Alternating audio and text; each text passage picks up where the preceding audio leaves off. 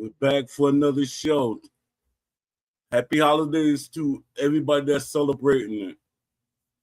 I know some of y'all say Merry Christmas. I don't celebrate on Christmas, but I respectfully salute y'all for your holiday. I don't want to go into the old, everything. But Merry Christmas and happy holidays to everybody. I'm doing a show today. If y'all show up, y'all show up. If y'all don't, y'all don't. But I appreciate those who do. All right, let me see my YouTube going. What's happening with my YouTube?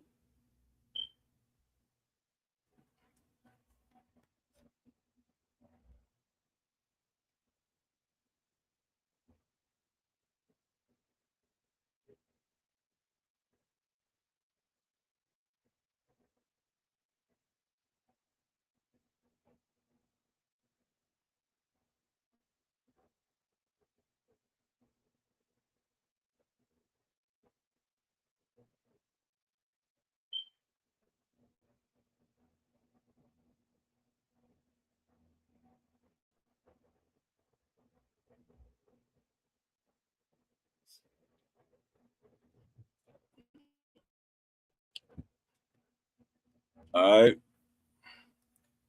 Yeah. Hope y'all enjoying your day with your family. We need to come together under other things. Family shouldn't just come around during holidays. We should go back to the old school ways of just Sundays and stuff like that. Special days for the family. But salute to everybody that's enjoying themselves.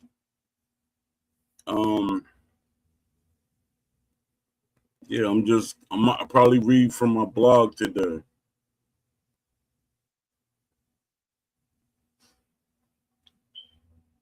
Yeah, I put up a new blog that got 17 views this morning. So I might read from that. Let me see.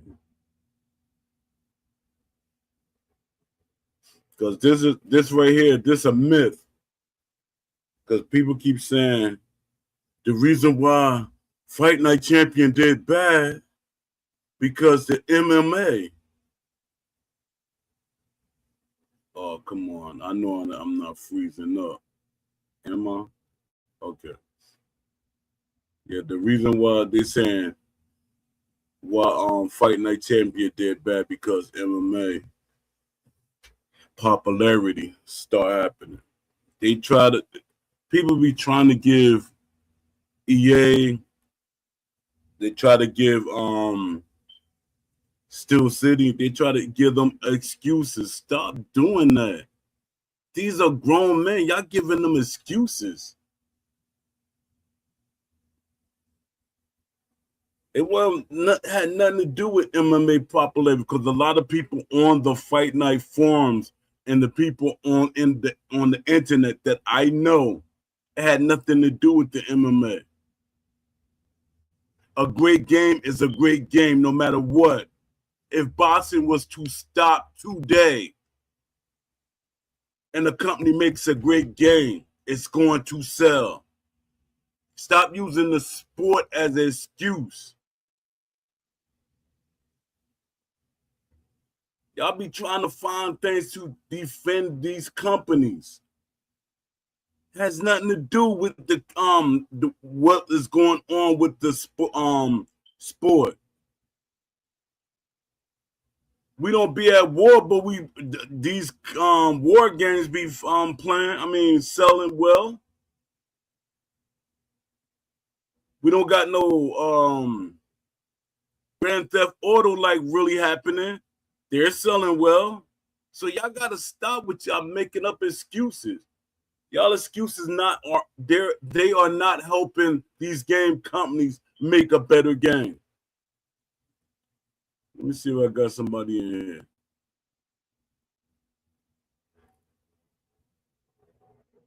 No, not yet. Let me send out a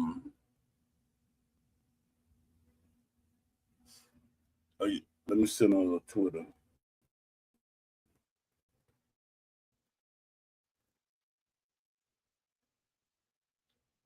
All right, I'm gonna send out a Twitter.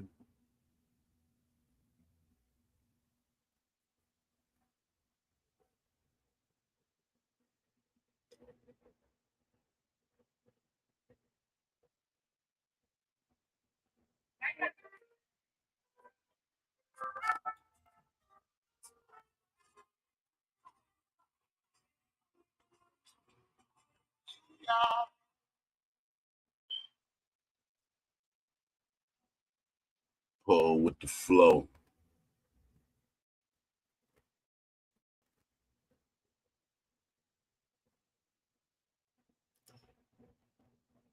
Let me see. Dad, I hate when this thing does the lag.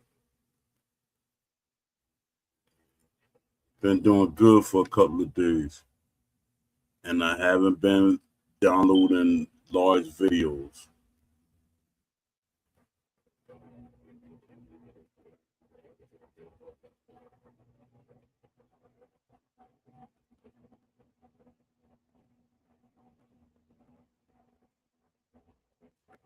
Yeah, I got to start taking up for these companies.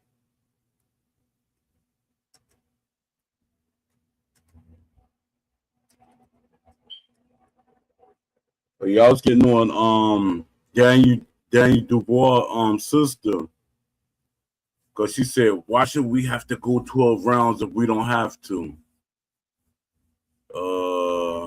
If you're fighting for a title,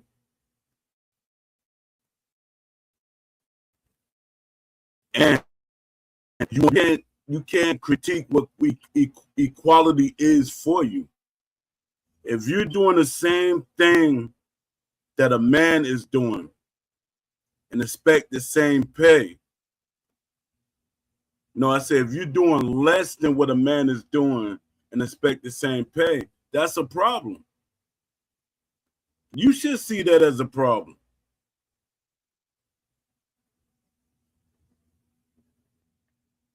They be getting mad about stuff. Who puts the butts in the seats? That's where you look at that, the way you look at that. Just like basketball, women basketball, there's not that many fans of women basketball like men basketball. But I'm getting off that subject because y'all will come at me.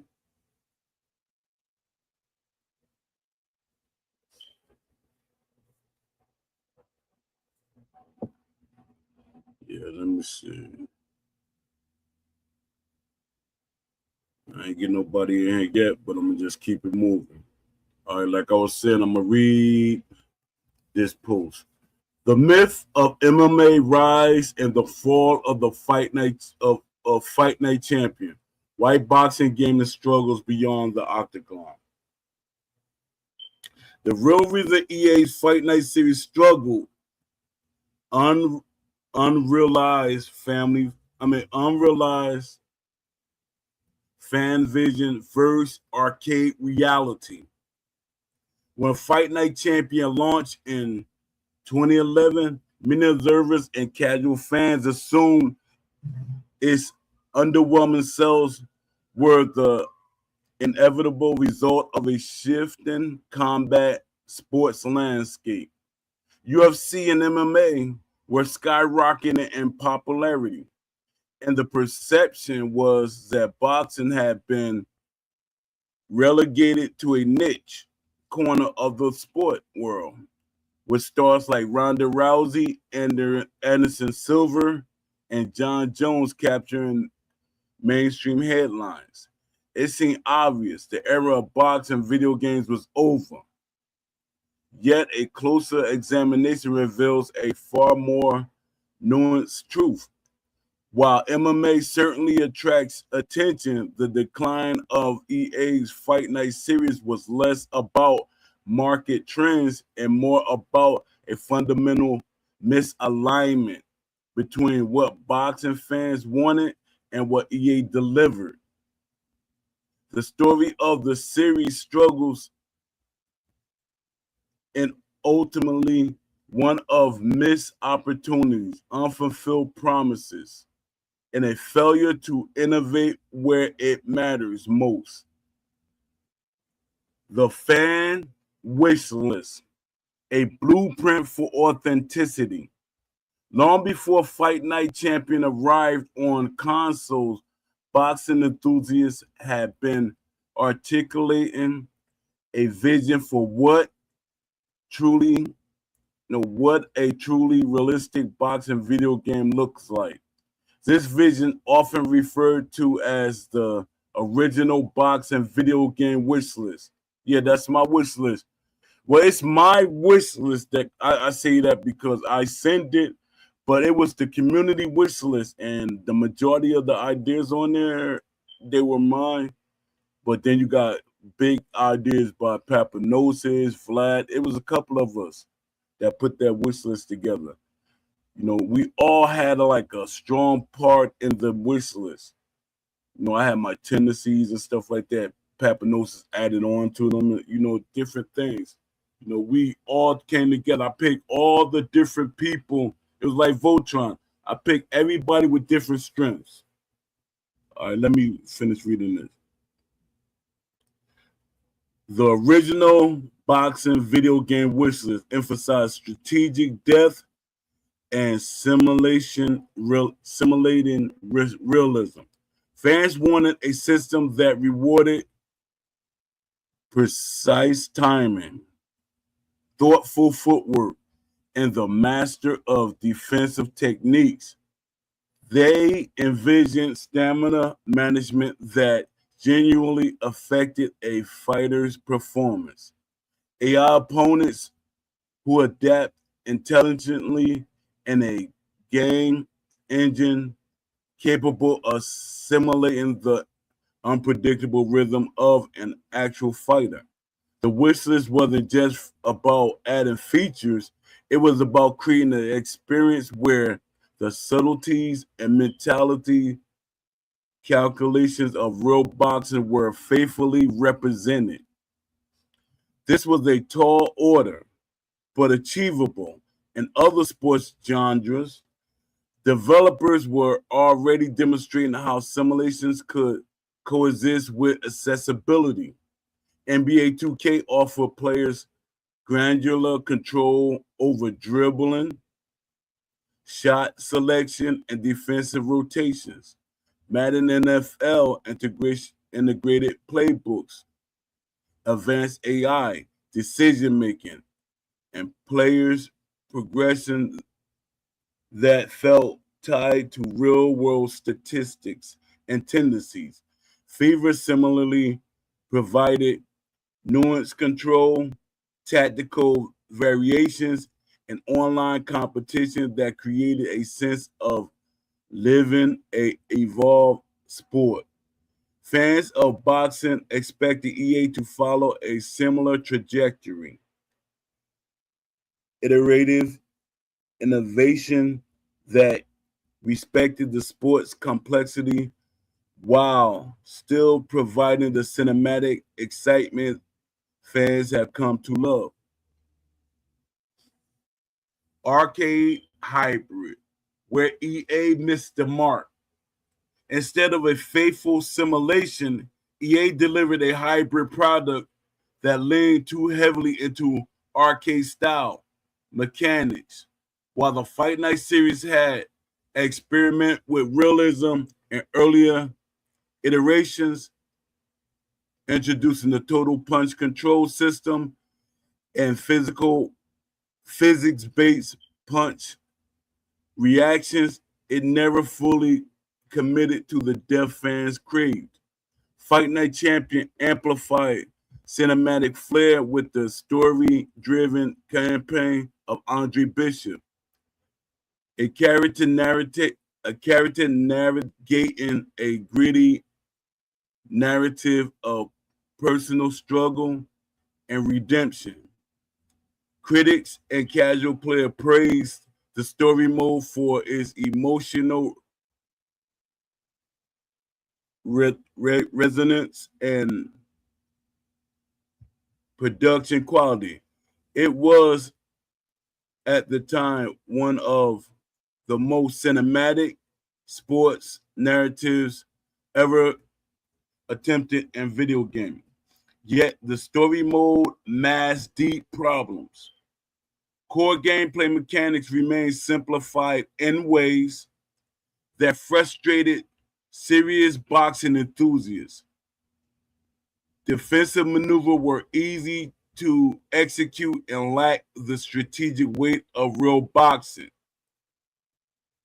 Stamina systems allow fighters to maintain peak performance far longer than reality would allow. And AI, while occasionally challenging, often relied on a repetitive pattern rather than simulating the strategic unpredictability of a true opponent.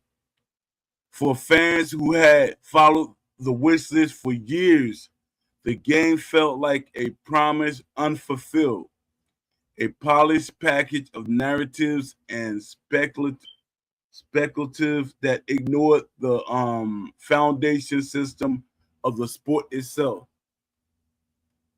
The competitive landscape, sports games raised the bar. The complexity of early 2010s sports video game cannot be ignored. Franchises like NBA 2K, Madden NFL, and FIFA has set new standards for players' expectations, emphasizing depth, realism, and the subtleties of sport. These games didn't rely solely on cinematic sequences or flashy animations. They demand player engagement on multiple levels. They offer online and offline modes that provided the longevity, strategic variety, and authenticity. They treated athletes they treated athletes not as avatars in a video game, but as real world players with tendencies, strengths, and weaknesses that influence every decision in game. Give me a second, y'all. Let me see if y'all in the live stream. Who popped in? Mike Adams. Salute. Glad you came in. Hope you're enjoying your holiday.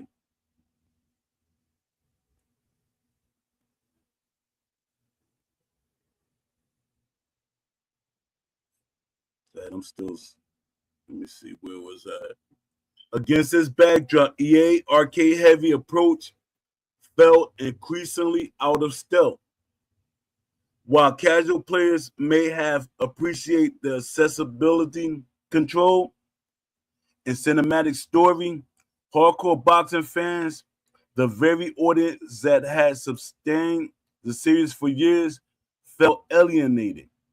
The contrast became more stark as UFC video games and MMA titles began to integrate more realistic grappling, striking, and fighter AI mechanics.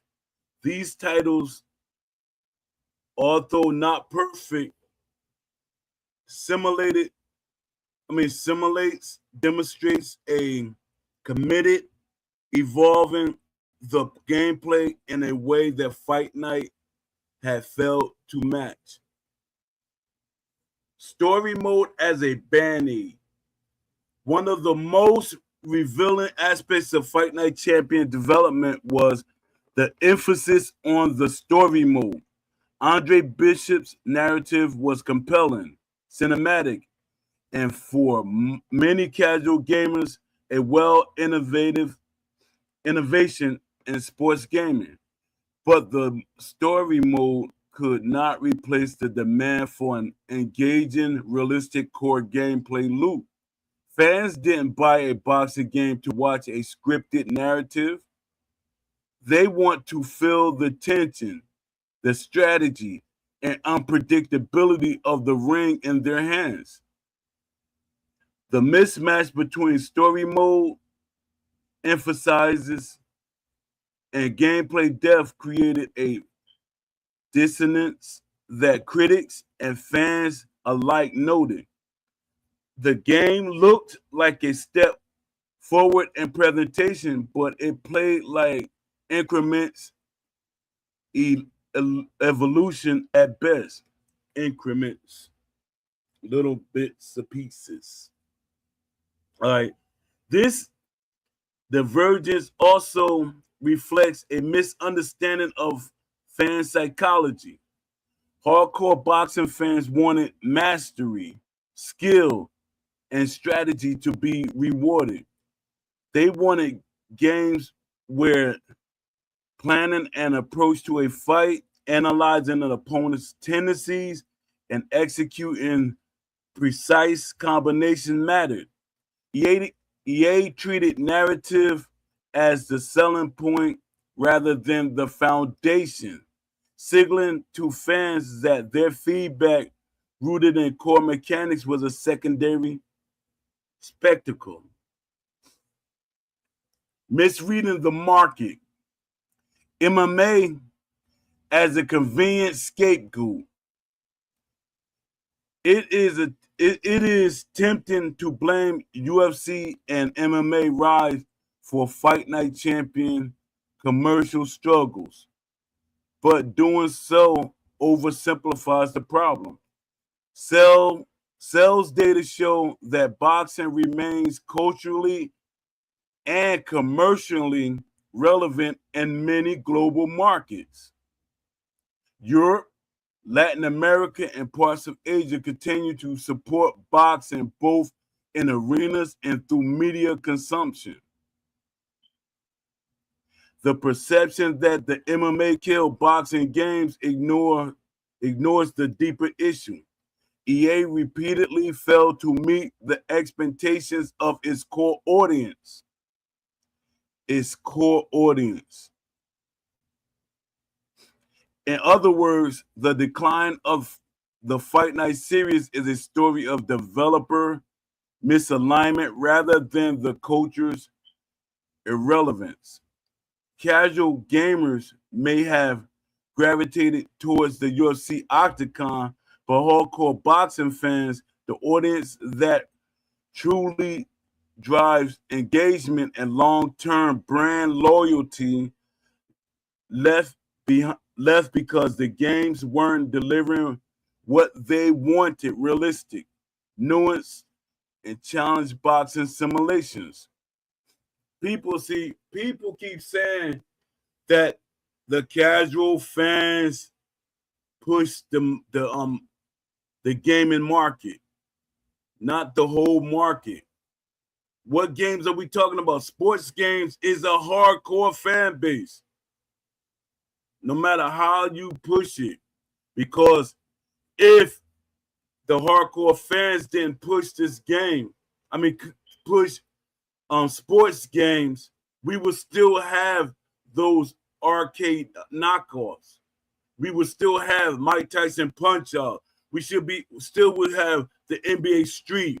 We still have games like that. So that shows that the casual fans is not pushing the market.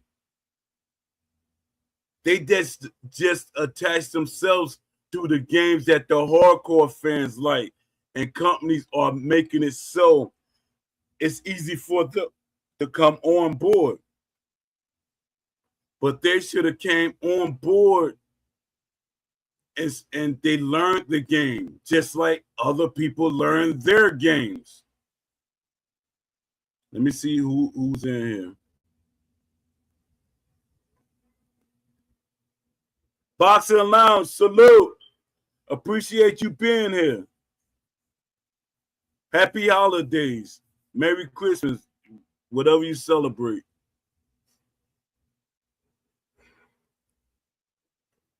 Not being disrespectful to anybody. Some people take it disrespectful because that's not what you celebrate. You don't know what somebody's religious background.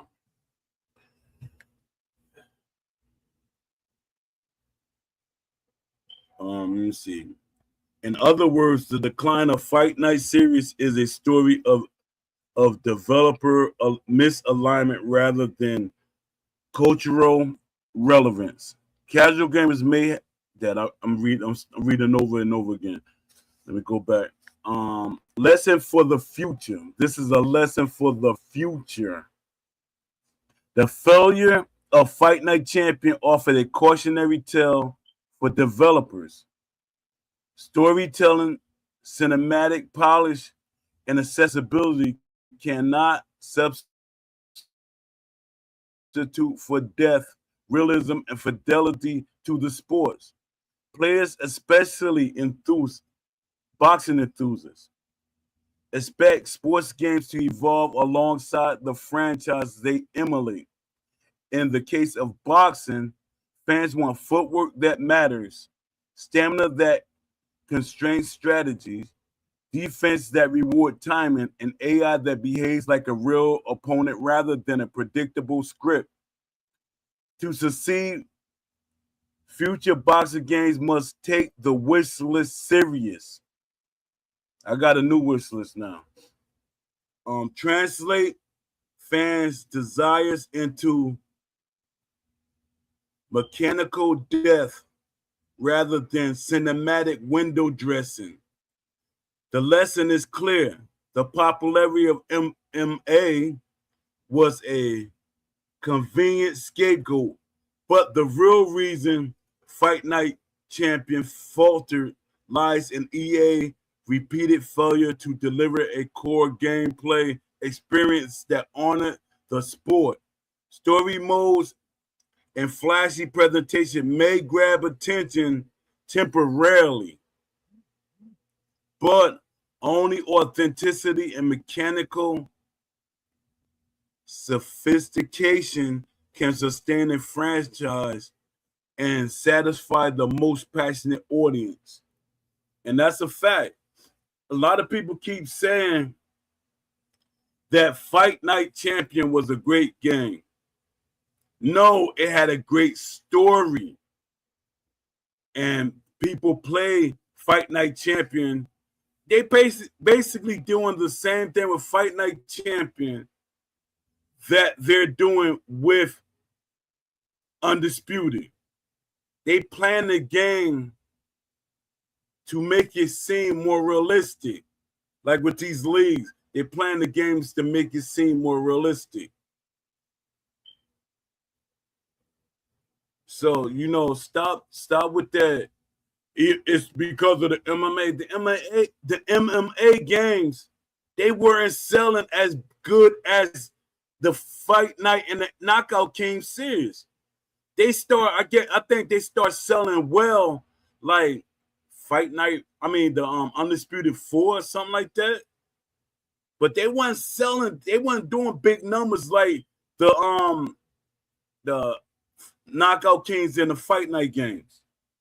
So stop with that nonsense. Y'all keep giving excuses. Stop giving excuses to these game companies. Hold them accountable.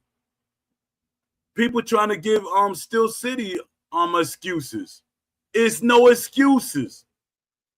It's no excuses at all. They try to reverse engineer this game for a casual fan base. And then they hope that the hardcore fans accept it. They left. The hardcore fans, they start leaving.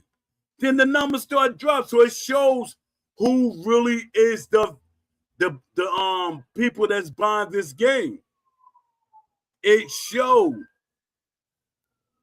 So y'all can come up with all these different scenarios. People start leaving. They literally stop playing the game. Or they're complaining the most. I had somebody that came in my from my last video. He said, "Why is it that you complain about the game?" He said, "It makes no sense." You know why I'm complaining about the game? And it does make sense. I'm passionate about boxing. You're not. You're not. So I'm complaining about the game because I want them to make a better game. If we be silent and depend on Steel City to make the game, we're going to get the same game over and over again. If we depend on Steel City or a game company to make the game we want or hope for, we're never going to get it.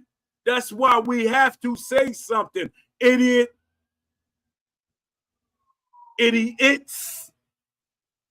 Yo, y'all crazy, man. Real crazy. Talking about,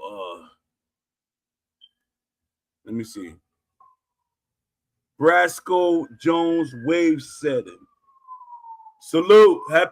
Happy holidays. You know, so hope you're enjoying your holiday with your family and friends if you celebrate. That's a factor. I love boxing. Exactly. To the people that love boxing, you should be making this game to attract them. They think even with Undisputed, they did the switch and take on us. They did that big ESBC. The game sold all them million copies because of what it looked like in the ESBC days. That's what sold the game, and you knew that's what sold the game.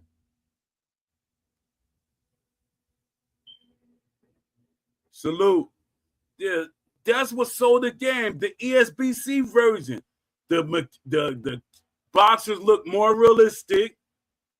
They were throwing realistic looking punches. The footwork was better. People keep saying, "Oh, they got the best footwork." It's not the same. It's not the same with what we had. We didn't have every boxer with loose foot movement. They attach to every boxer loose foot movement. That should be a red flag right there. That should be a problem. That should be a problem. That's like EA making it so the centers can shoot 3-pointers effectively. That's like NBA 2K letting the centers shoot 3-pointers. I know European centers can shoot 3-pointers, and but I'm talking about in general. Stop trying to correct me. Let me see. Brasco said, right. I was on it day one. Esports had me at my brother's waiting like kids. Exactly. I was there before day one. Because I talked to the owner. I used to talk to the owner all the time. And when we were sitting together, when we were talking on the phone, I hate doing stuff like this because people always nitpick everything. We were like little kids on, comparing notes. And he was telling me stuff, and every week he made it his duty to talk to me once or twice a week and let me know what was going on with the development. And sometimes I used to tell him, Ash, you can't be telling me everything because I don't have an NDA. Let me have an NDA. I was putting an NDA on myself because I didn't want him to put himself in a spot. And by him telling me certain things, even though I wouldn't have went back and told our conversation if it was something he didn't want put out.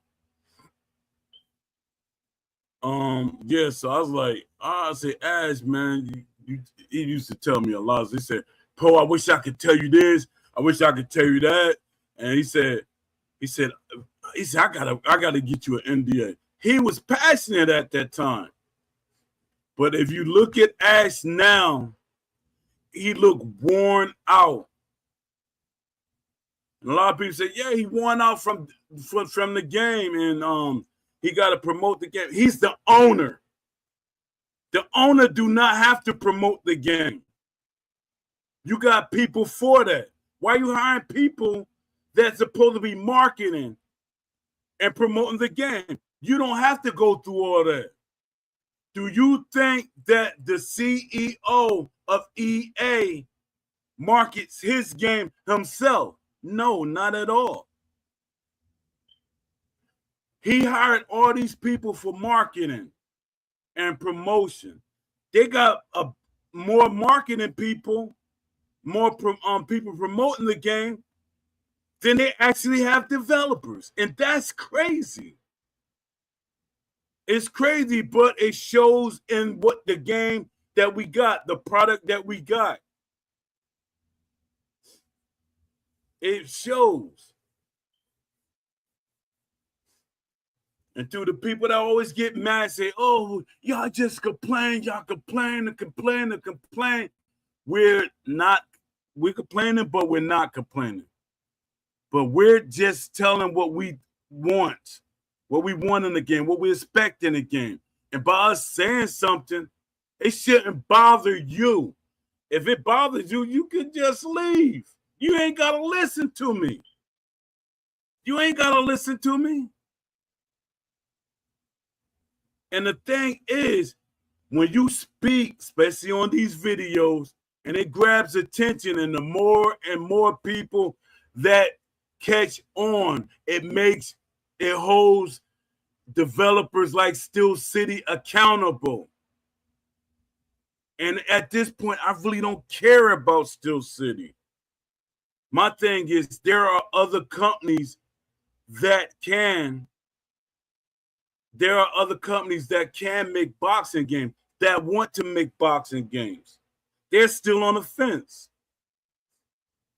I wrote out a blog to show these companies how to make a boxing game easy.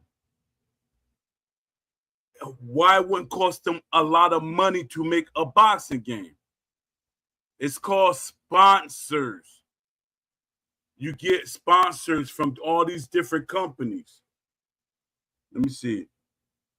Brasco said, we just want an actual boxing game. Exactly.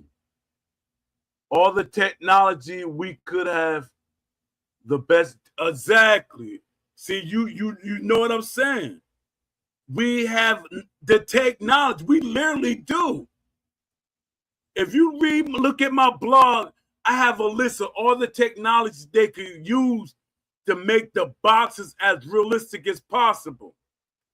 NBA 2K shows that there's technology to capture the athletes as authentic and realistic as possible. You got to use realistic with authenticity and stuff like that, because it's a word that you can frame. That's why they use that. That's why they don't use realistic sim anymore. Steel City don't use that. They don't want to be held accountable. We didn't say we was making a realistic sim boxing game. We making an authentic boxing game.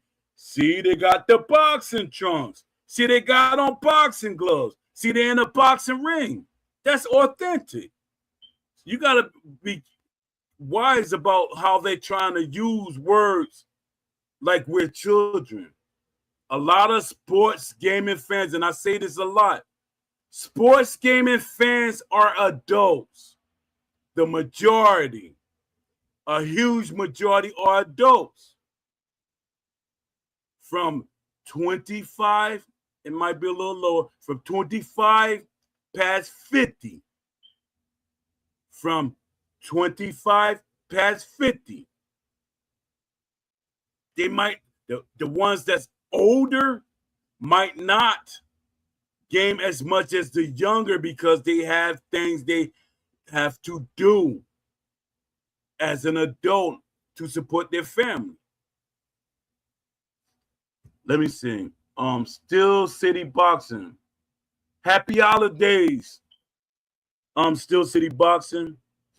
We have a wrestling game. We have UFC. Exactly. And check this out.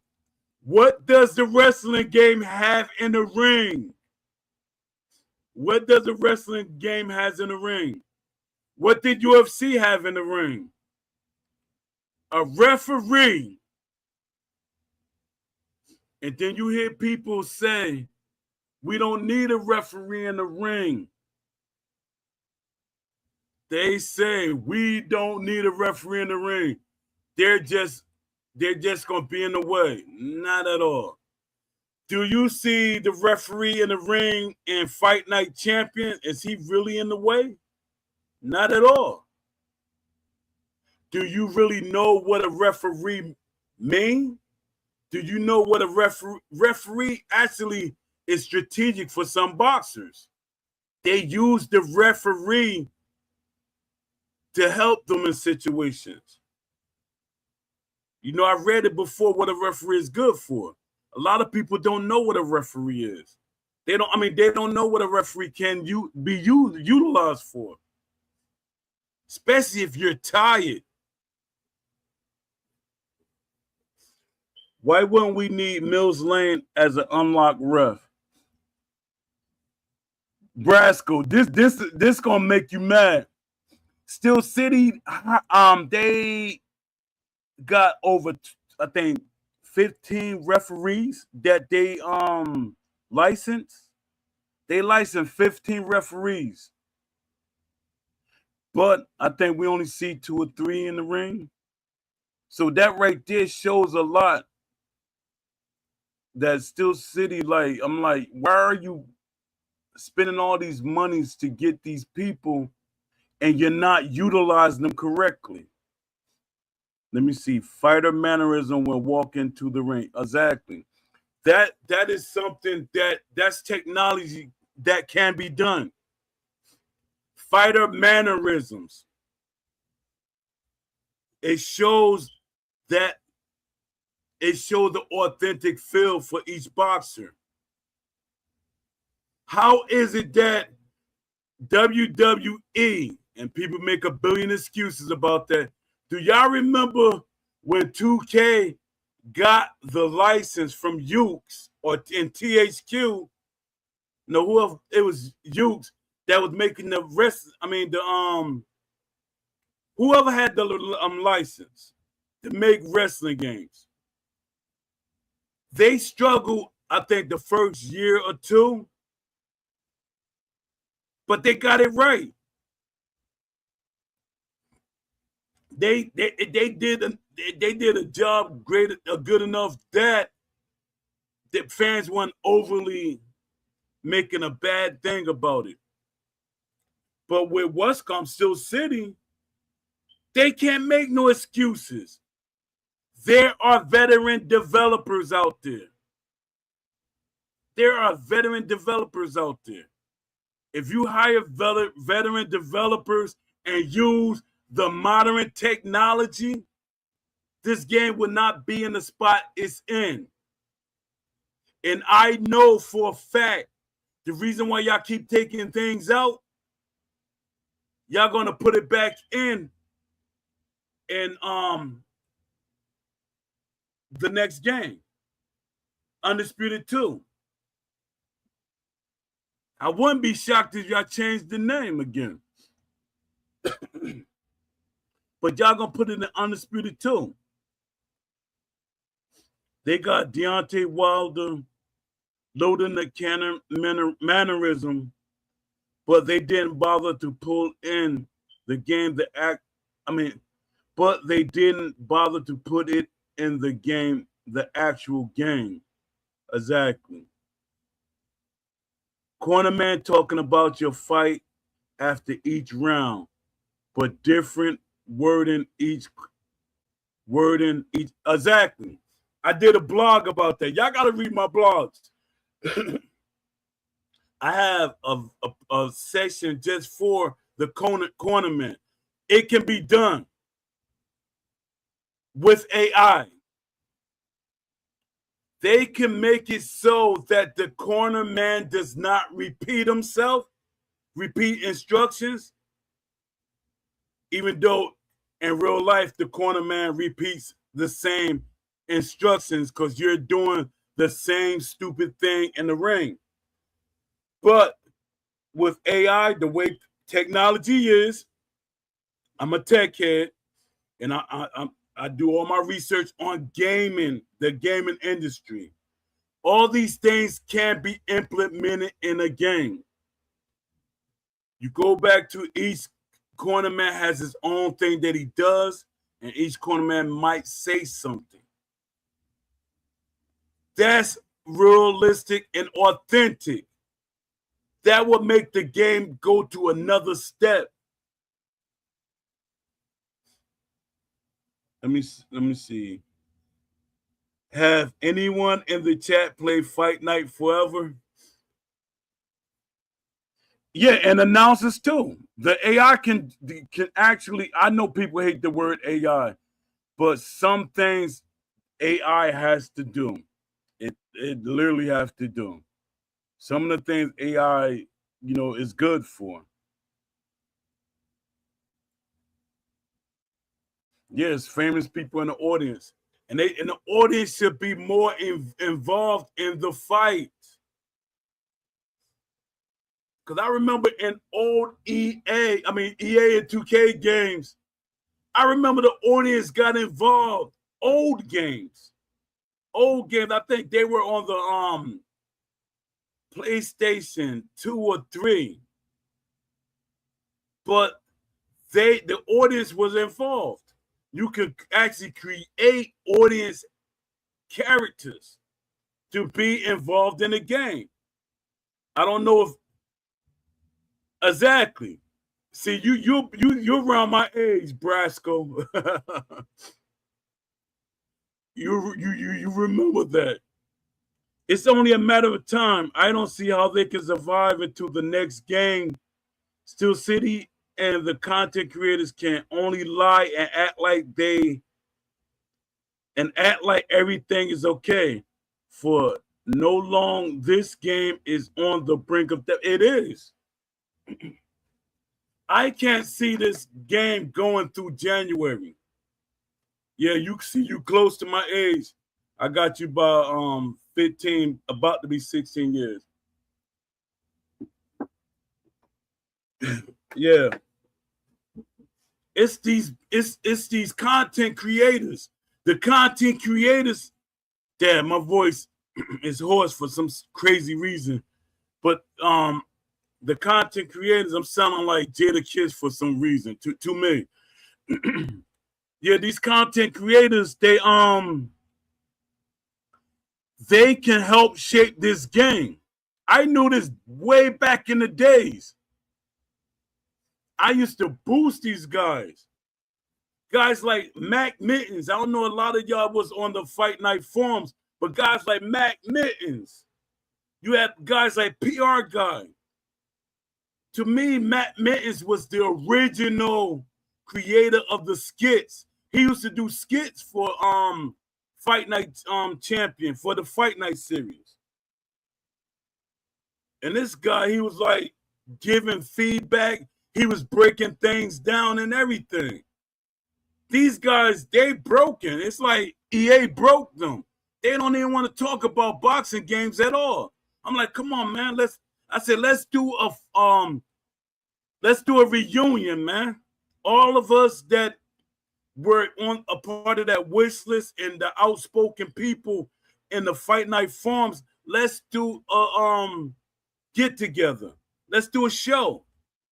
Let people know that we have voices, that they can have voices too. Let the wishlist mafia come out of hiding, because it seems like that's what they're doing.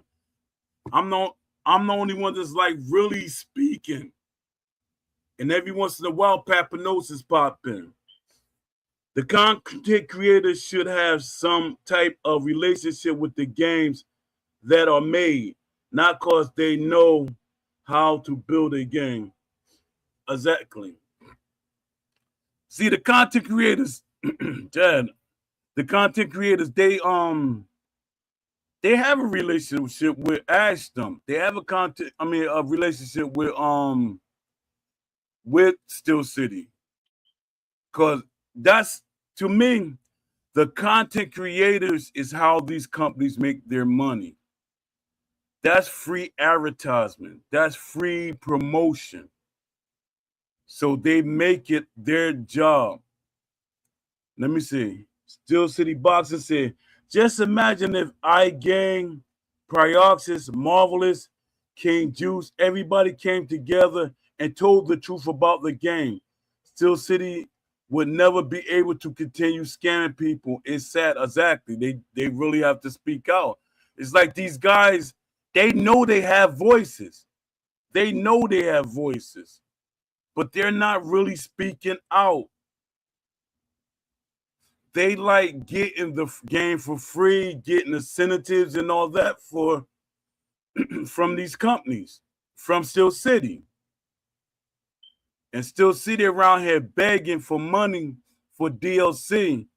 If you could throw things to these content creators, if you could travel around the world marketing this game to people, yeah, they did. If you could market, Steel City Boxer said they sold out. You can say that. I'm not going to say that, but I just think they're silent about it. They're not saying anything. They have voices. They really do have voices. And the thing is, if they speak, to me, Claimer Uncut, he had a movement going. He had a huge movement going. People was following Claimer Uncut. They loved what Claimer Uncut was doing. Then Claimer Uncut was silent. And we didn't know what was going on. Claimer Uncut was making his game. He was working on his game. I knew he was working on his game. Me and Beast knew it. Beast said he was making a game, and I was like, nah, man. He said, because I asked him, when he showed that early version of the game. And we was like, that's Claim Uncut. And then I asked Claim, he said, no, that's not me. So I guess he didn't want people to bombard him with questions and, distract them. But, it's crazy. It's crazy that people are being silent. Even when you go into Discord and say stuff, people, they get upset with you. They say, stop whining. Come on, man. If you don't like the game, don't be here. Man, shut up. Shut up, man. You shut up. These people be annoying. It's like I grew up in the bully culture. Not that I was a bully. I was called the bully destroyer. I always beat up bullies. I used to fight 2 and 3 people. Got jumped a lot. But I'm beating the main person up. I grew up in that culture. So y'all got to use your voice instead of letting Steel City bully you subliminally. Let me see. Cold-Blooded admitted they signed NDA before the interview with Ash. That's why they were all shilling and asking stupid questions. Steel City Boxers say facts, Poe. Exactly. I was blocked on Discord. Wow. They banned me, then pulled me back in. I left, then went back. I went back so I can have content, see what they're talking about. Because I was like, I want to go back to that Discord because there are people there shilling. There are people there that's acting like the game is okay. They're like, you got to play it a certain way, man, to make it right. That's like you're telling a person that bought a brand new car and say, yo, you got to buy an engine for that car. I know the engine is missing, but you got to buy an engine for that car to make it run the way it's supposed to run. Oh, but I still don't have doors. Oh, yeah, buy them doors and you'll be good. So how about my windows? You buy them too, man. I'm telling you, buy them and your your car will be great. That's how they doing. That's how people are doing, especially when new DLC. Everybody complaining now. You know, some of the people like that's not like me and the ones, you know, like y'all. But there are people that's complaining about the game, but they're not complaining about the right thing. They're complaining about not having more DLC. I'm like, more DLC? The boxes don't really fight like themselves. It's just little things they do, little things. Just enough for you to recognize it's that boxer. And the majority of the boxers in the game do not fight like themselves at all. Steel City said that. They said the marquee fighters. And I'm like laughing because why would Emmanuel Augustus be a marquee fighter? But you know why they made sure Emmanuel Augustus style was authentic? Because it's unique and it looked like MMA fighting. So they say, hey, we can attract the MMA fans with Emmanuel Augustus. And they did. And they did.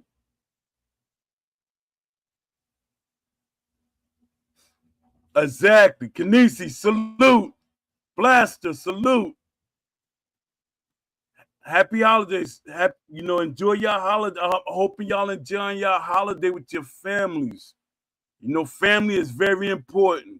Very important. Even though I'm in the house alone by myself, family is important. So I'm pretty sure around my born day, which is January the 3rd, they will be there. Oh yeah, this is I'm gonna talk about this now before I get off topic. Sunday I'm gonna have a special show. Um, I'm trying to get if y'all know anybody that makes created boxers or created wrestlers, try to get them on the show. Talk to them to get them on the show if they're good at it. I don't want people that just make stuff, you know, like make boxers and say they look like who they are. For one, I'm an artist. I went to art school. I went to art side, the same school that Michael B. Jordan went to. I went there. Not at the same time because I'm much older than Michael B. Jordan. But, you know, I'm trying to get people on the show so we could talk about things that should be added to a creation mode and how deep a creation mode should be, how important a creation mode is. Then later on, I'm going to start breaking down each part of a game, like what's important about offline. And I might start breaking down each mode in an offline game that's very important to keeping a game going.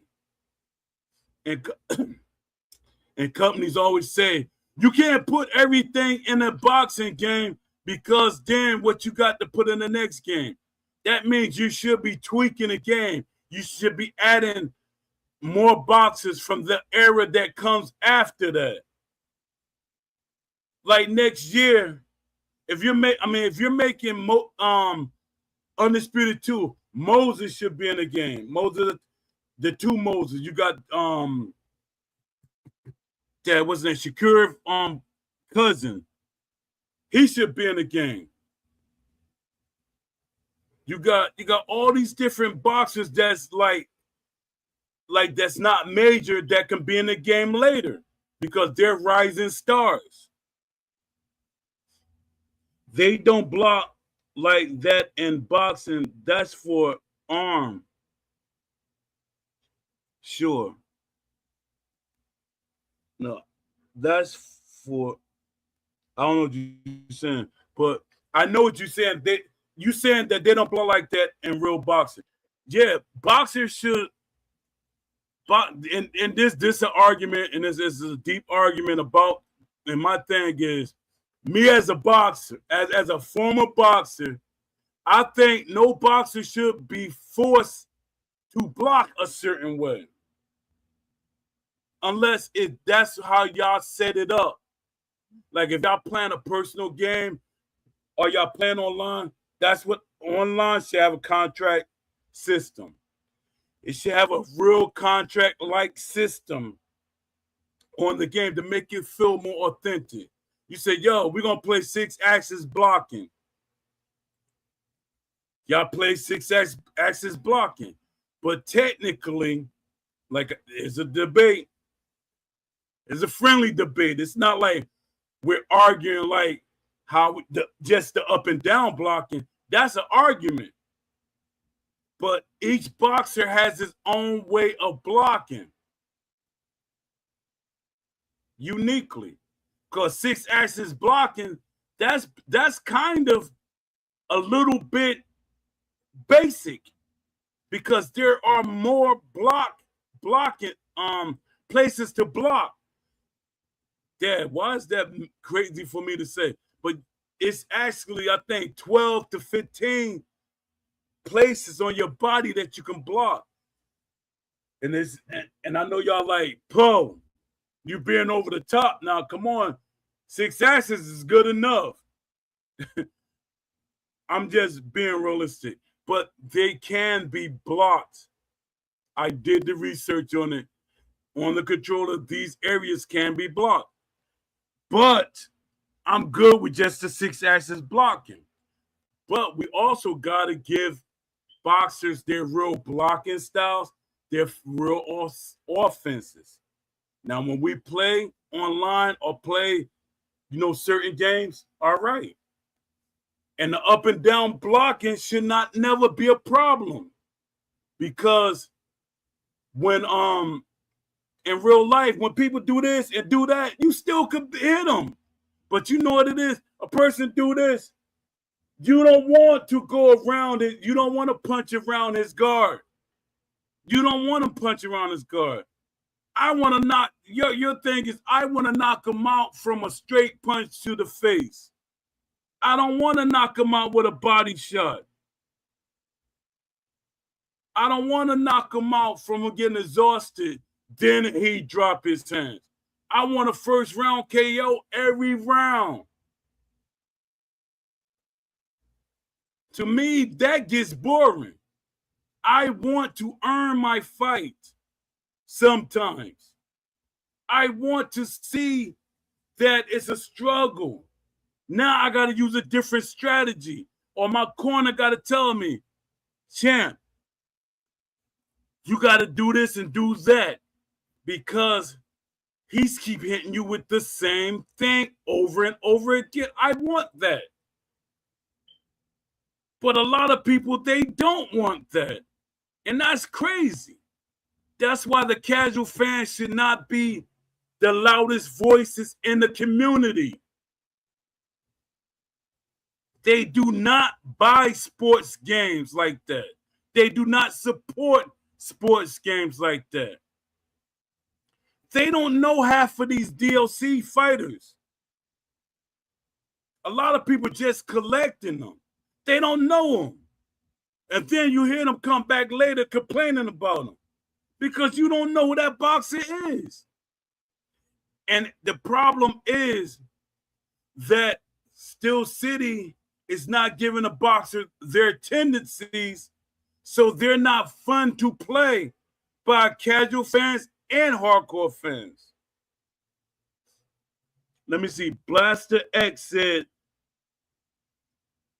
there should be specific variations of the high guard, Philly shell, and a boxing game. Exactly. There should be variants of everything. If we being honest, the jab, everybody throws the jab the same.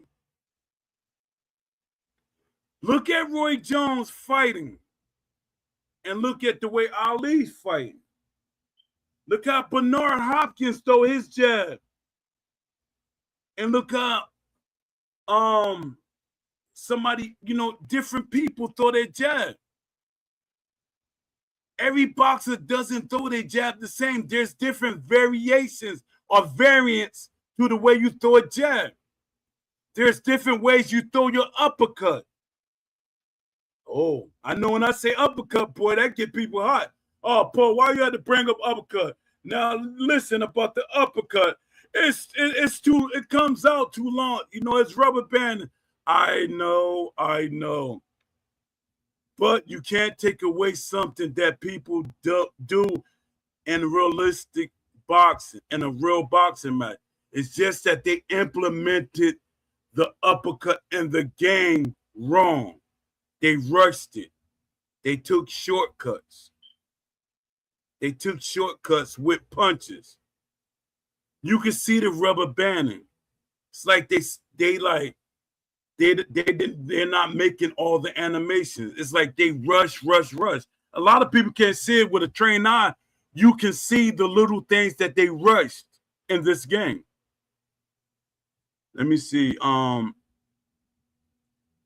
Brasco Jones said, make it so we're able to come off the block, then punch like Fight Night round 3. Yeah. But if we look at ESBC, it looked it perfect, almost perfect, because you can hit people with check hooks, the movement, the little different nuance that we had. I remember I saw Conor Ben get hit with a punch, and there was a delayed reaction from a certain punch. What happened to the meters that the momentum meters and all that they had? Not that we need to see them, but let us know they still exist. Now, if it's a casual fan that want to play casually, he should have everything on the screen that he wants. Like if he want the game to play like a bar, stamina bar fight, like you're fighting to make the stamina bar go down. But in a realistic boxing game, we shouldn't see a stamina bar at all.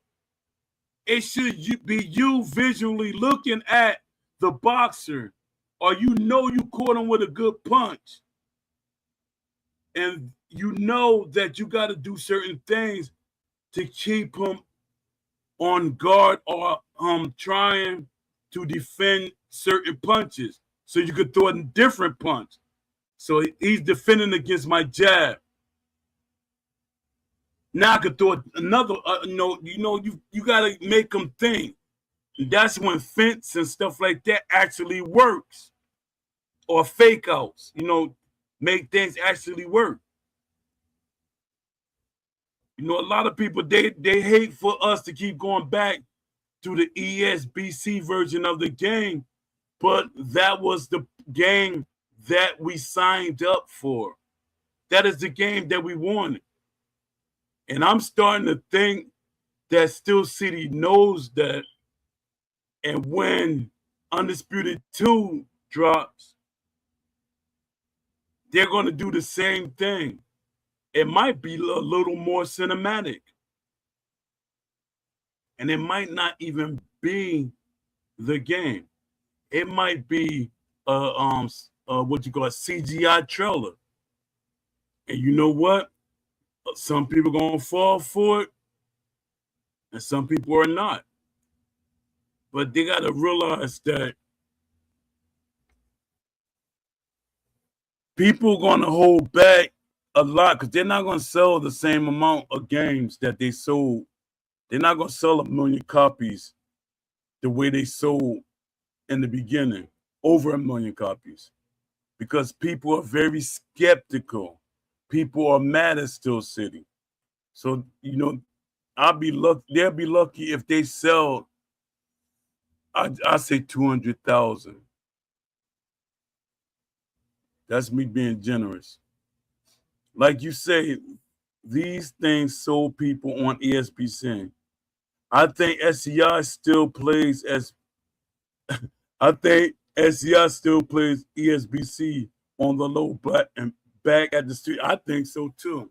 I really do. I really do. And you know what I think too when it comes with ESBC? I mean, we're still sitting. One of their head developers that was actually working with them, which I was trying to get an interview, but that NDA, I don't know when their NDA runs out and stuff, because people be saying, Poe, um, EA was telling you all these different things, and you be telling us stuff like that. You could get in trouble. Your NDA, nah, my NDA didn't. It has nothing to do with what I say about EA, and it's been like 15 years ago. I was talking the same way I'm talking now, even after I signed the NDA with EA. And I did not get sued or no problems or anything. So y'all gotta stop being scared, man. Stop being scared. Y'all gotta move. Y'all gotta move like the Fight Night Forever team. Yo, they're moving like they have licenses to have these boxers. I'm not hating, but I'm hating. You know why I'm hating? Because they disrespected me.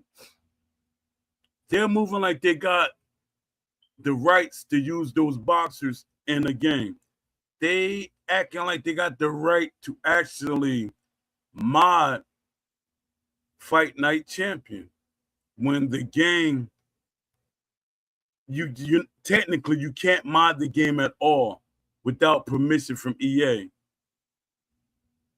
Then people are like, this game is like, yo, it's the best ever. You know what they did? And y'all need to thank me. They moved the tendencies. Those are my ideas. That's what I gave the EA. And I got proof to all the people that like the name say, bro, you don't know what you're talking about. You just saying that. You just trying to get. No, I don't care about being famous or any type of hype like that. I really don't care. But at least say, yo, the tendencies is posed. Salute to Poe for his tendencies. That's my idea. But they tweak the Fight Night Forever team. They tweak tendencies. So people keep saying the game feel good and stuff like that. Yeah, it feel good enough that the tendencies was tweaked, but the animations, they can't add animations like you could in a game like Fallout. Fallout, you could fully tweak that game on the 360. I mean, on the Xbox and the PC. You can fully tweak that game.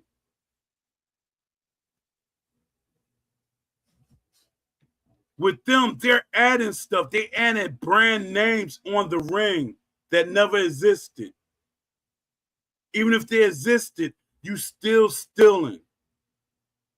You're adding brand names on the ring.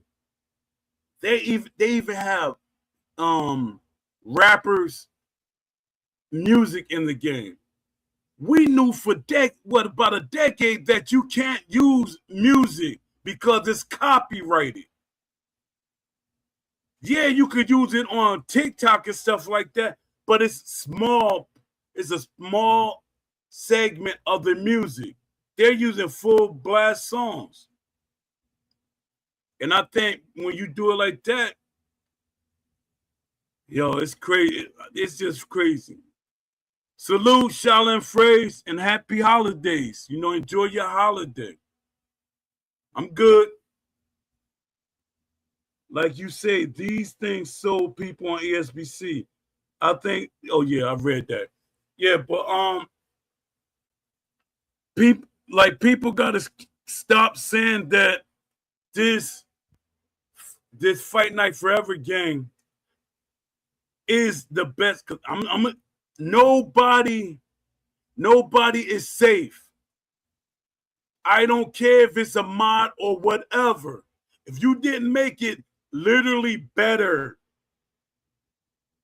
some people are just jazzing it up to be more than what it is, hoping that it makes EA make another game and makes Undisputed do better.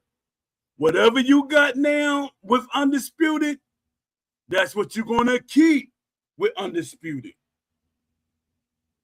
You're gonna have to wait to Undisputed 2 for things to change. To really change. And hope that you don't keep getting hot fixes. They're hoping that EA will make a game. And like I've been saying for the last couple of days, if EA didn't make a game when Undisputed sold over 1 million copies, which that's what it took over 10 years for Fight Night Champion to sell. You see the difference? Fight Night Champion sold 1 million copies in 12 years. Steel City sold over 1 million copies in less than a week. And it wasn't because fans were starving for a boxing game, because there were other boxing games in that little divide between Fight Night Champion and Undisputed. There were other little games that didn't do good, because if fans were starving for a boxing game, more fans would have supported Love C Shorty game. If fans were starving for boxing games, there were so many boxing games, tactical boxing. They would have supported that game. There was a game called Project Boxing early on. Fans could have supported that game. This guy, he was talented to me. So it wasn't that. Let me see. Blasek said the legacy issues still stand out in Fight Night Champion. You can use them name. You can use those same tweaks on the original. It doesn't look like they changed the tuna set either. Steel City Boxer said, I hope EA wakes up finally. There's clearly a huge market for a good boxing game. Exactly, it really is. It's no excuse for any company. It's no excuse for any company not to make a boxing game. Oh, what's up, Shaolin? Did I say I'm so all over the place? What's up, Shaolin Phrase? Yeah, I hope EA wakes up finally. There's clearly a huge market for a good boxing game. Daggone. My voice scratches in the mug. Maybe because I'm starting to do more talking than I ever did. I'm not really a huge talker. Yeah, I'm not a huge at talking. I hope EA wakes up finally. There's clearly a huge market for a good boxing game. Steel City Boxing said that. Kanisi said, EA don't have anyone that is passionate about boxing to make a boxing game.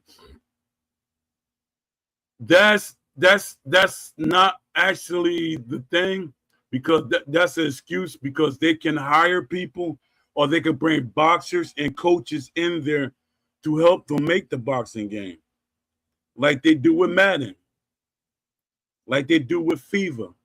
They bring in people that's athletes from FIFA. They bring people that are athletes from football. 2K does the same thing. 2K actually have developers, actual hands-on developers that are basketball players. They might not be major basketball players, but they played in the CBA and all these different lower tier basketball things. Like Dazar there. Dazar has been in the 2K's community for decades, and he's on the team. And his feedback it makes major sense. Let me see. Shaolin Phrase say, true, but what if Truth Bound comes out before Undisputed 2?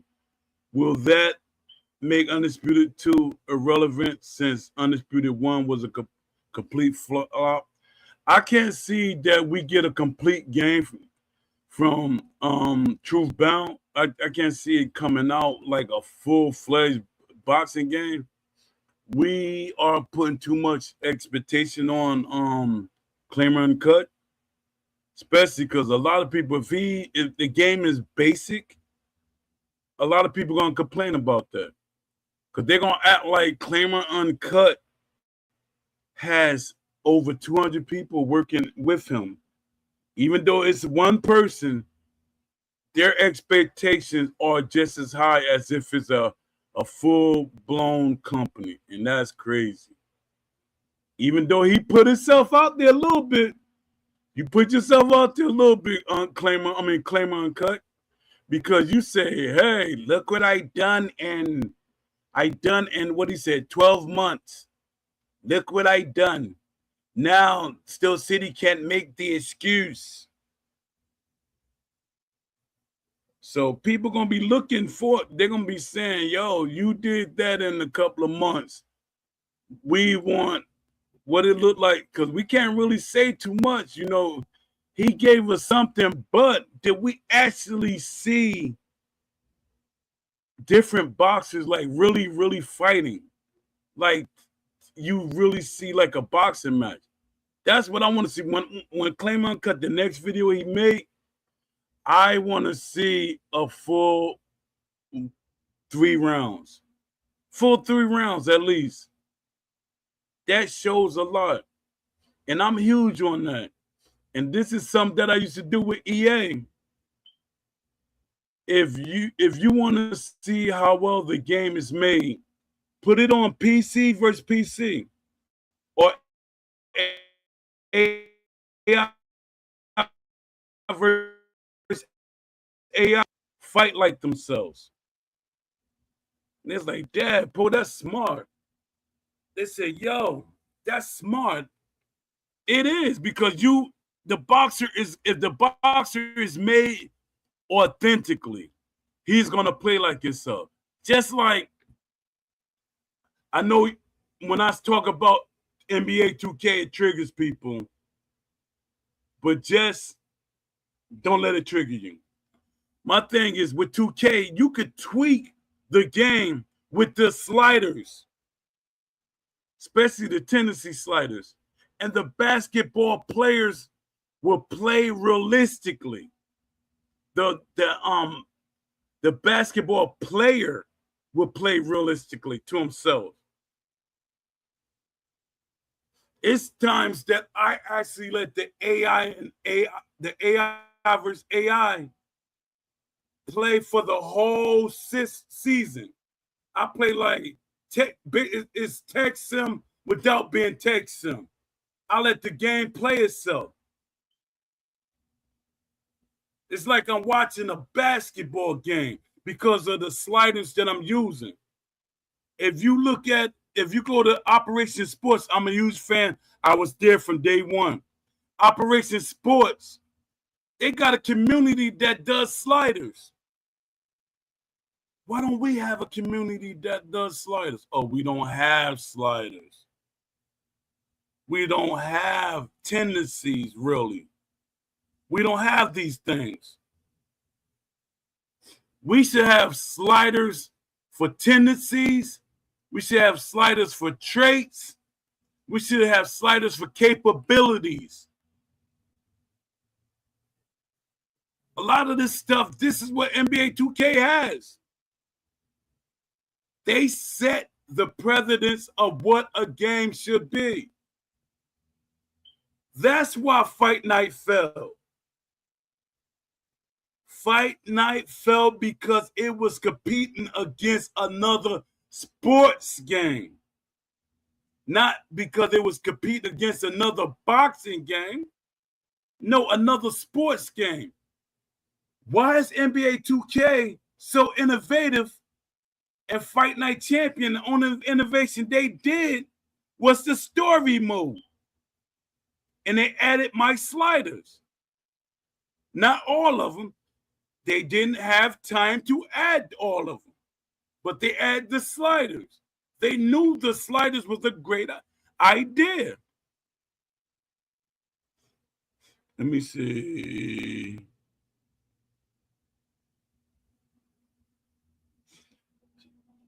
Something to consider too. Most people who like Fight Night Champion aren't really boxing game fans. A lot of arcade players, exactly. And they the loudest people.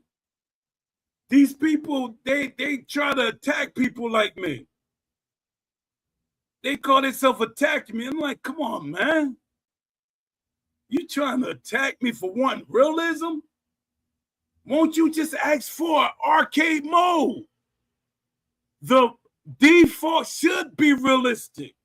There should be a realistic boxing game realistically by default. I'm 100% sure that boxers would promote the game more. Boxers don't promote this game. That's why the DLC is not selling as great as Steel City wanted to. Steel City, you gotta listen and stop being idiots. The DLC is not selling because the boxers that you have as DLC do not fight like themselves. They don't fight like themselves. There's no incentive to buy the DLC. You want fans to buy the DLC. Even the hardcore fans, they don't want to buy the DLC because why should I buy the DLC when all the boxes almost box alike? Let me see. People will complain no matter what. Yeah. I think if they would have gave the hardcore fans what they want, they wouldn't have really got no complaining. If we would have got ESBC, people would have been saying things, but they wouldn't have been as harsh as they are now. Because they they backdoored us, technically. They like when you look at what the ESBC version is and what we got now, it's like, yo, what are y'all doing? And then it seemed like the developers are barely working, like they don't do anything. It's been 6 years. 6 years since this company came into existence. And over 5 years in development. Y'all be giving Steel City room by saying, oh, this game been out for about a year and some change. No, but it's been in development for 5 years. Stop trying to excuse that the game been in development for 5 years. Y'all got to stop doing that. Blaster X said, high hopes for BKSB, Truth Bound and Pound for Pound Boxing. Exactly. I'm trying to push them to get sponsors. Like with Love C Shorty, he could more than likely get sponsors, or he could get investors. I know people like that. Steel City, they got investors, and look what the game is. But someone like Love C Shorty, he could kind of take that risk with investors and stuff. and it'll help them get a team, an actual team, or get at least 2 or 3 more people to help them make the game.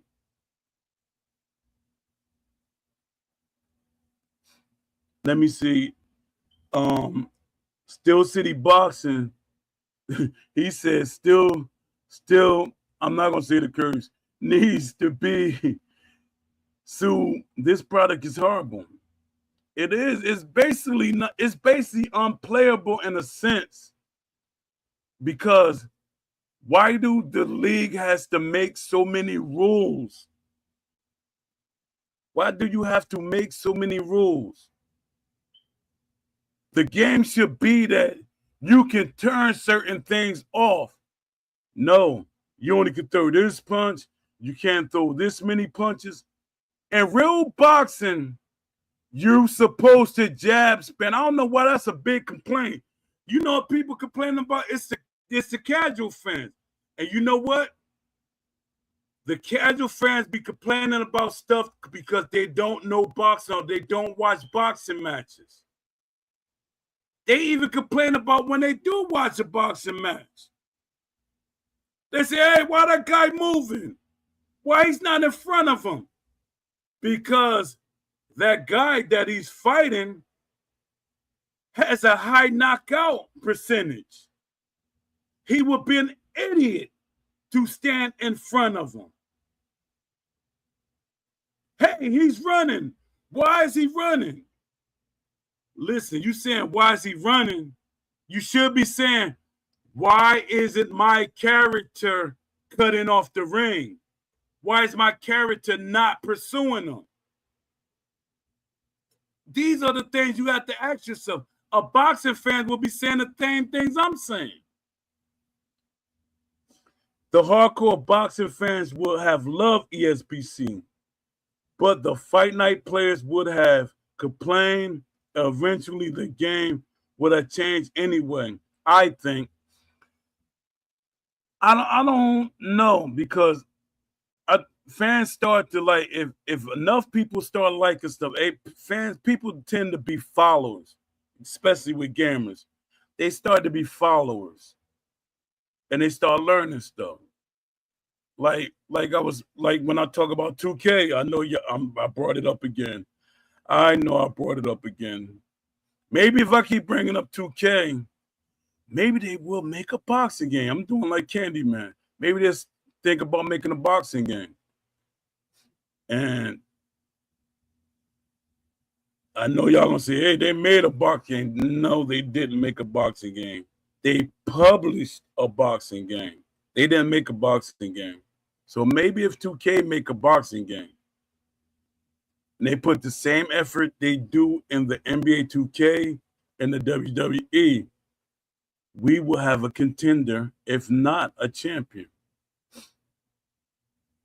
Yeah, I think 2K, you like really should put their hat in the ring. And I tagged them into my post that showed them that it's not as expensive as they make it out to be. And to the fans, I'm going to bring this up too, every once in a while, or probably every other day. To the fans that keep saying a game will not sell without realistic boxers, fans support Love C Shorty. They support Claimant Uncut. So y'all really think Claimant Uncut is going to be able to sign real boxers? Do y'all really? The mechanics sell the game. Because after everything's said and done, the mechanics sell a boxing game. The animations sell the boxing games. The modes sell the boxing game. The features sell the boxing game, not the names. Because I say about 90% of the fans that play Undisputed, they don't know all the boxers. No, I think I'm being too generous. I say 97% of the fans that play Undisputed do not know all the boxers. But Steel City is making it easy for them to complain because the boxers do not fight like themselves. 90% of these boxers, because even in my EA days, when I was helping EA, some fans didn't know the boxers, but I was teaching them about the boxers. They started doing their research. Back then, I was giving EA an excuse a little bit, somewhat of an excuse, but I was telling fans to learn about the boxers so they can help me push EA to make the game more authentic and realistic. And boy, oh boy, I had the whole forum on my side, even though I had like one or two stragglers that made it difficult. But I had the whole forum on my side. They said, hey, that's not a real boxer. That's not realistic. It was like people that you would say were super casual. They weren't boxing fans now. A boxing, this is my model. I know a company gonna steal it eventually. Ash said it before. Ash actually said my model. So that shows that he watches my content back in the days or read my content. A realistic boxing game done correctly, I added the extra part on it. A realistic boxing game, if done right, will make a hardcore fan out of a casual. A boxing game can make a hardcore fan out of a casual if done right. Without passion and knowledge of boxing, making a boxing game will be tough to make. Exactly. That's why you bring other people in there. Like with Steel City, when they did the ESBC version, they had Sonny Edwards, they had Josh Taylor, they had Ben Davison, they had Ryan Rose, they had all these boxers in the studio playing the game, tweaking the game. Now they're saying guys like Will Kens, I'm 100% sure that he's saying that. If I'm lying, Will, come on the show and we'll discuss it, because I got a lot of information. Will. Because they don't want to challenge my stuff to come on my show and challenge my stuff. Ash can even show up, but they know how I am. They're not going to show up. Salute, Leafy, pound for pound boxing gang. Happy holidays, Merry Christmas, and all that good stuff. Even if they started selling boxes as cards, unlike FC, they could still keep the core of the gameplay. There's ways to promote boxes through gameplay to preserve the game. Exactly. There's so many ideas that I can give Steel City or a game company. I have a billion ideas. That's why I always log them. If you go to my blogs, you will fall in love with them. You will fall in love with my blogs. Some of it is kind of technical, but you will love my blogs. Like my Wishlist blogs. They're very in-depth and deep.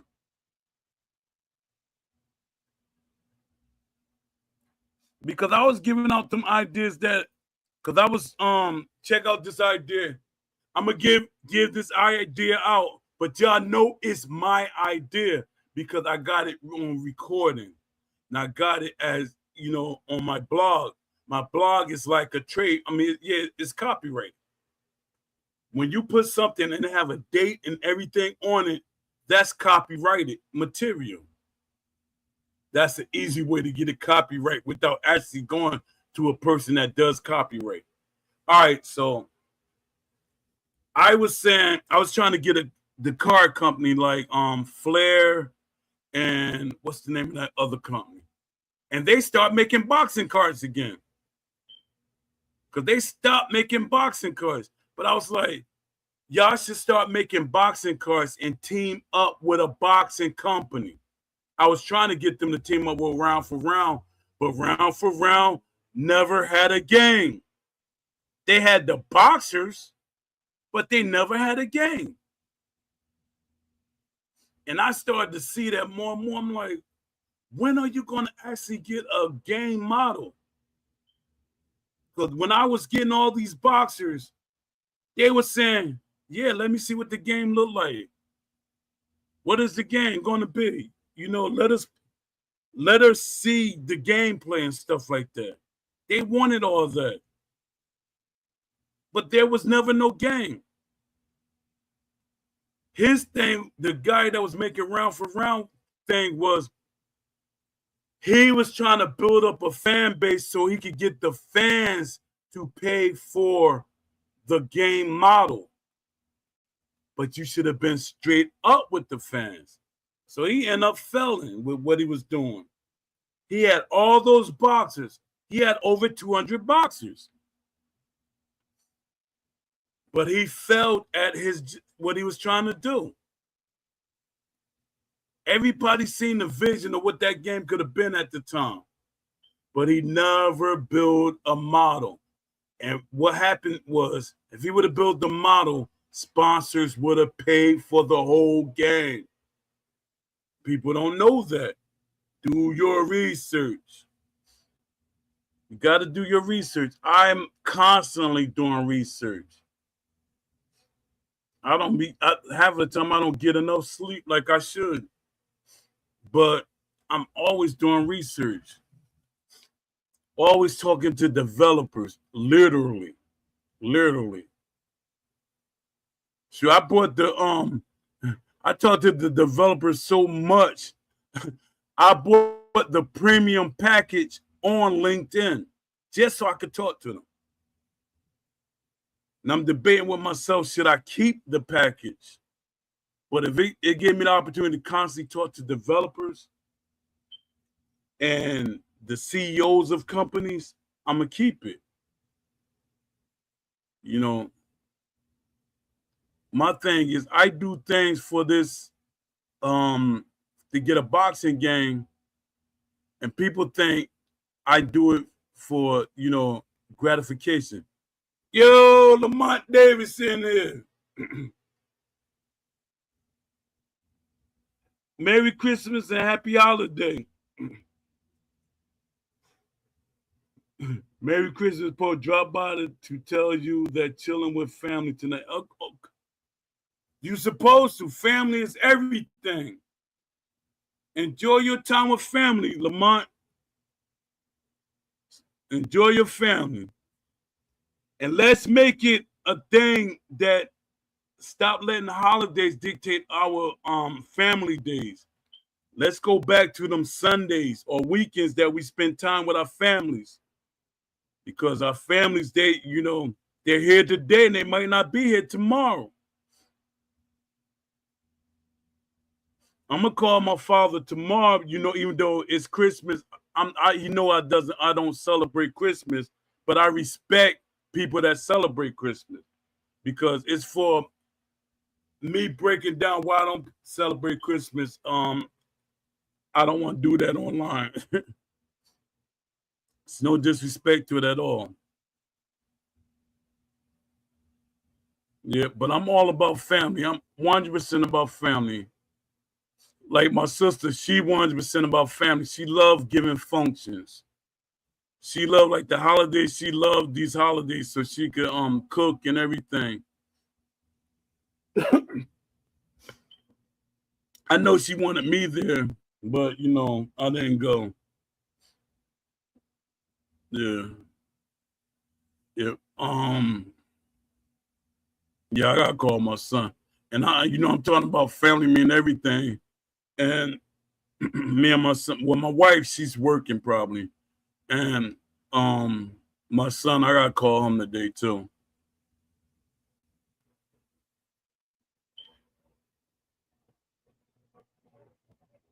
Exactly. I'm 100% for that. Daggone. The voice sound crazy. Like I'm like the ghost of Jada Kiss got inside. No, man. I don't even want to see that. Voice sounding, it was sounding crazy. I gotta drink me some tea. Um, we should just start a boxing game community fund, and we all put our money together and get a boxing video game. Yeah, but yeah, that's exactly what we should do. But we should also, let me see. Leafy said tomorrow I'm going to be working on my game a bunch. It's almost my birth.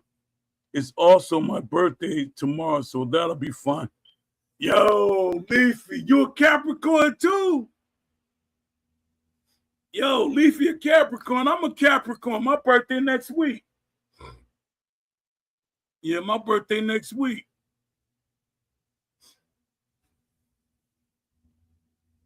And my friend Don D, 205, his birthday tomorrow. He's doing a live stream. He's doing it for I think he said 10 hours. He said 10 hours. I thought it was 12, but he said 10 hours. So I'm gonna match his 10 hours. I'm gonna do 12. I'm gonna do 12 hours. I might go over. Never know. Cause it seems like Poe always go over his time limit. But yeah, he's doing a live stream tomorrow for 10 hours. And then I'm gonna do mine. I'm still didn't pick a day when I'm gonna do mine. I know I gotta make sure I have some tea because my voice is leaving. Yeah, I'm gonna do mine for 12 hours. A lot of people say, Poe, don't do the 12 hours. I might do the 12 hours and then come back and do 12 more hours. I don't know, it depends. But I might do it for the new year. Yeah, I might do it for the new year. I might start at let me see, I might start at 12 o'clock. 12 o'clock to 12 o'clock. Yeah. I might start at 12 p.m. on New Year's Eve. And then I end when it's the new year come in. Yup, ha ha ha. Yeah, I might do it like that. That probably be a great show to that's a great way to do the show. So, bring the new year in with that probably sound like a good show. It might be a good show, it might not, because everybody might be getting drunk on New Year's Eve. They might be setting themselves up. They might be setting themselves up. You can hear my voice, right? Voice sounding weird. And it's funny, it's like, because I was just looking at Jada Kiss talking about Big, that Big wanted to really go to California.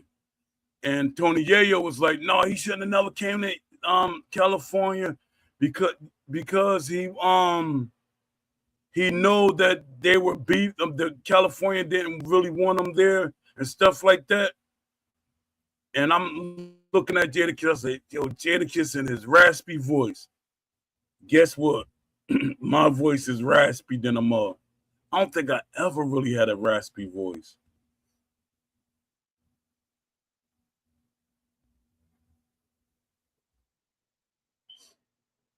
What do you mean by happy EBDS?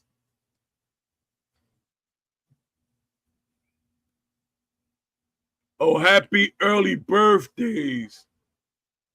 Man, y'all in these doggone, y'all always trying to hyphenate something or make it smaller. I had to literally say, why is saying EDBS? What's going on with that?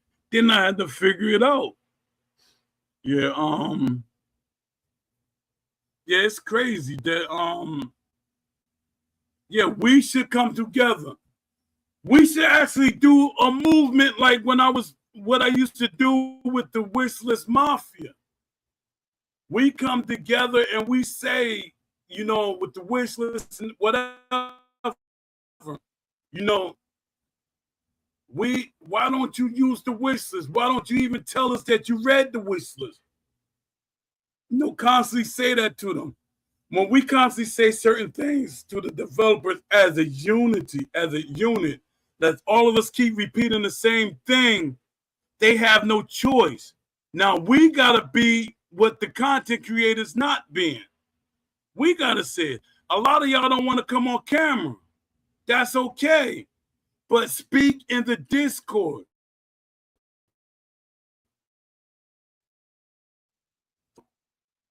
We got to make a movement.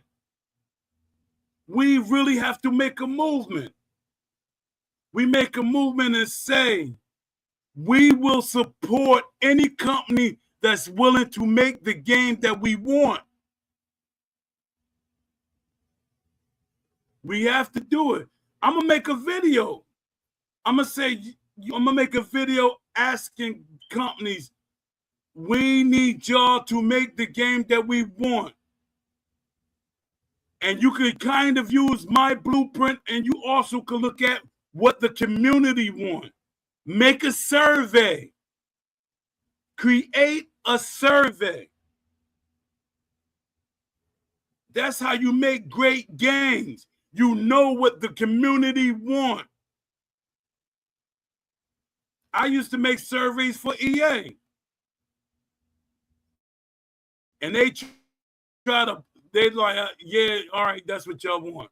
It's some things in the game that's in Fight Night Champion, it was because of a survey. We did a survey. Some people don't remember it.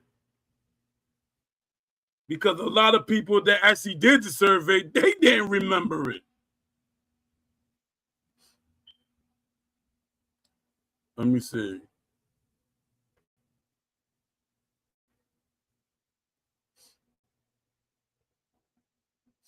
Let me see. Look, I got on my blog funding your first boxing game. Funding your first realistic boxing game. A complete guide. I got that on my blog. What not to do when developing a vision-driven sports game. I got that on my blog. Why fans never get the boxing, why fans may never get the realistic boxing game they truly want, and how CS and how SCI could be trapping them.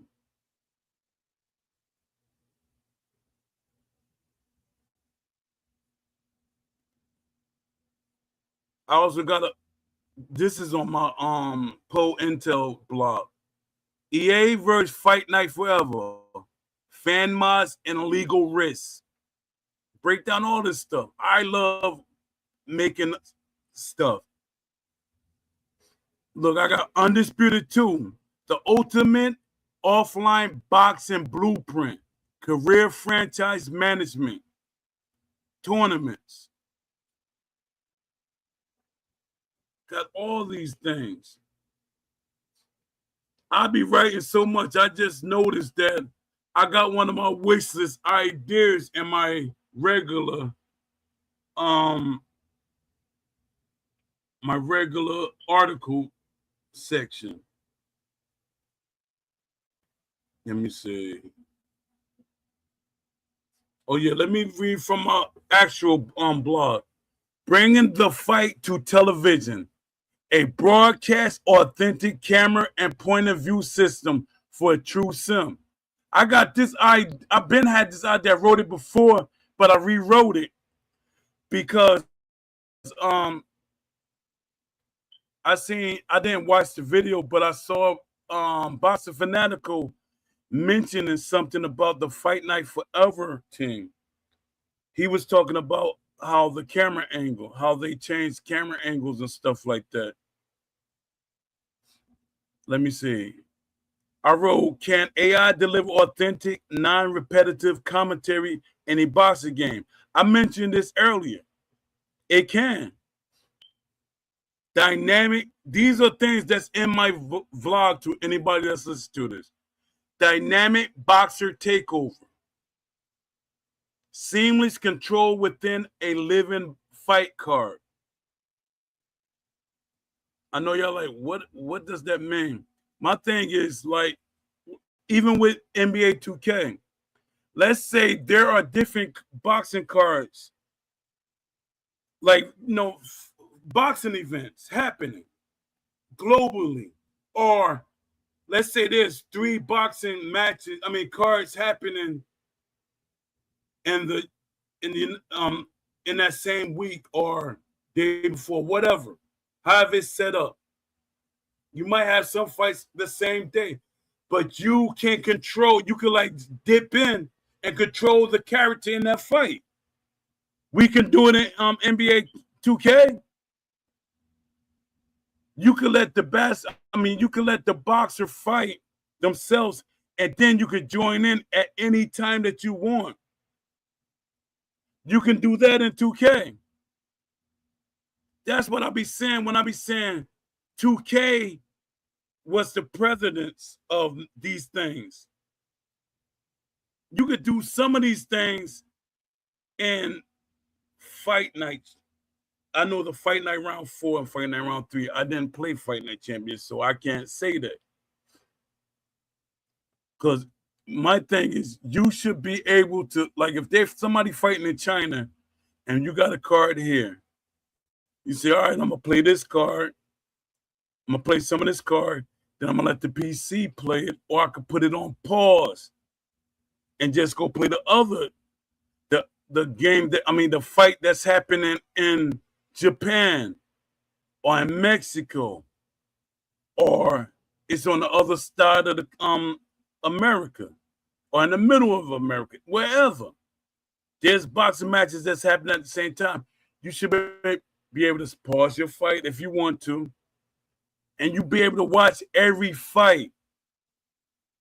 That's content too. See, the content creators are not content. They're not asking for things that will help them make content.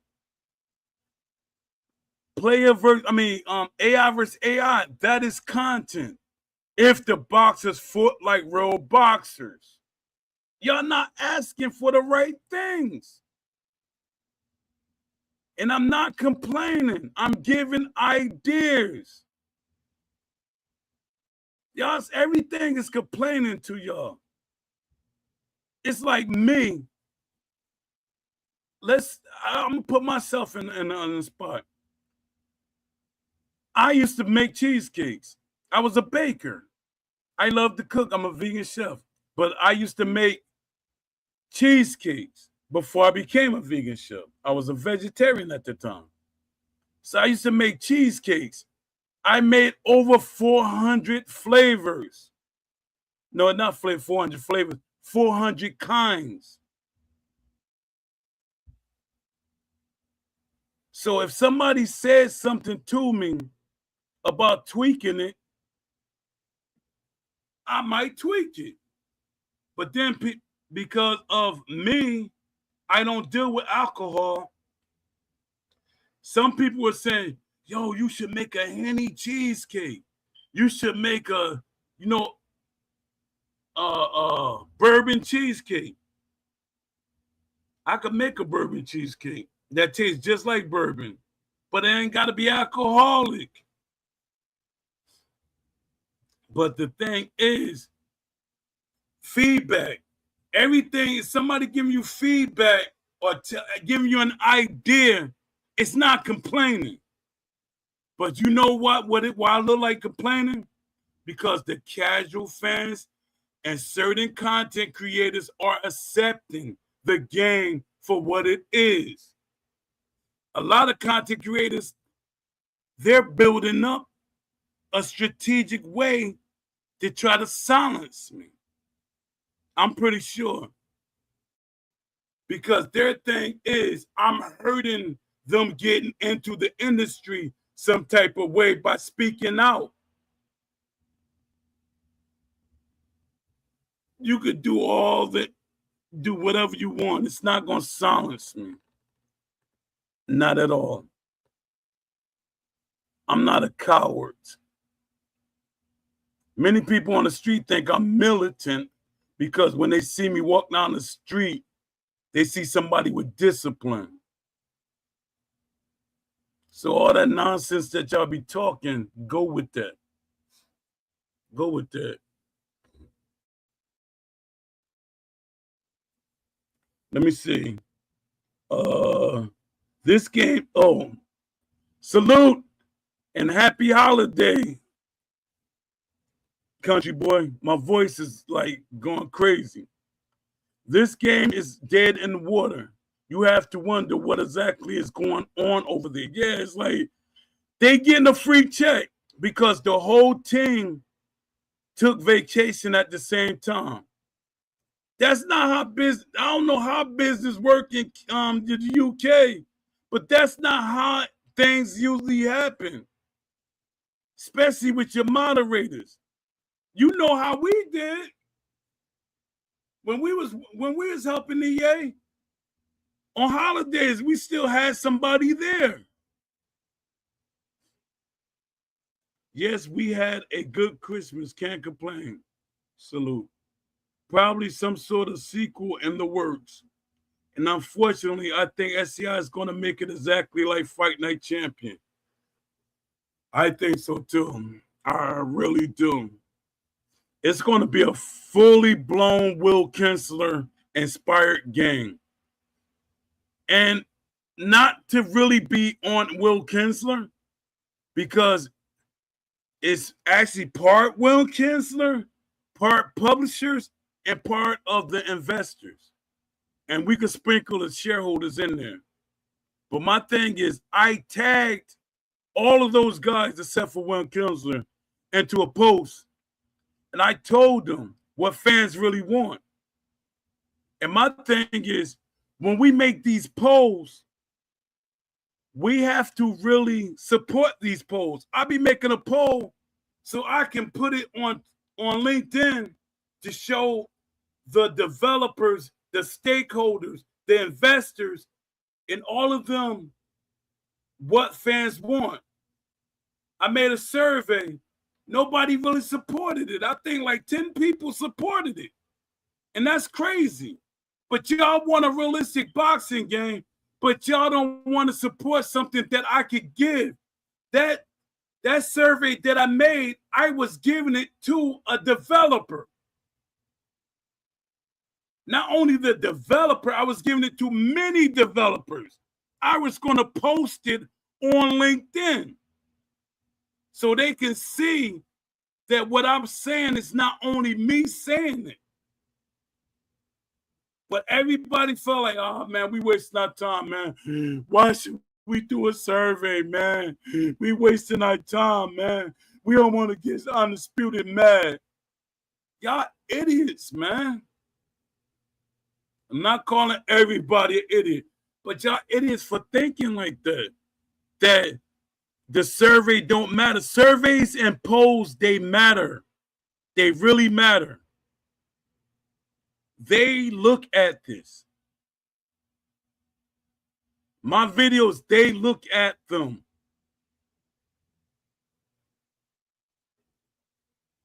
And a lot of y'all, that's why we said, I want some of y'all to come on the show.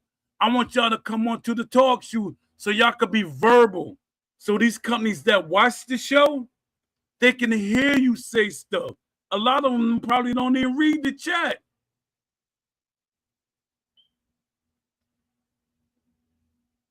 Let me see. They call it complaining until they realize it's too late to complain. Exactly. Exactly. They love calling. Hey, y'all always complaining, man. Let them. I remember earlier in development, they said, let them do it. Let them make the game. They don't need your voices. Yet, right after that, that same person, they're saying something arcadey. Nah, you ain't silencing me, man. I know the industry. I know the industry. While you were gaming, I was still studying and understanding what can be done and what can't be done. But a lot of y'all accept what the developers tell you.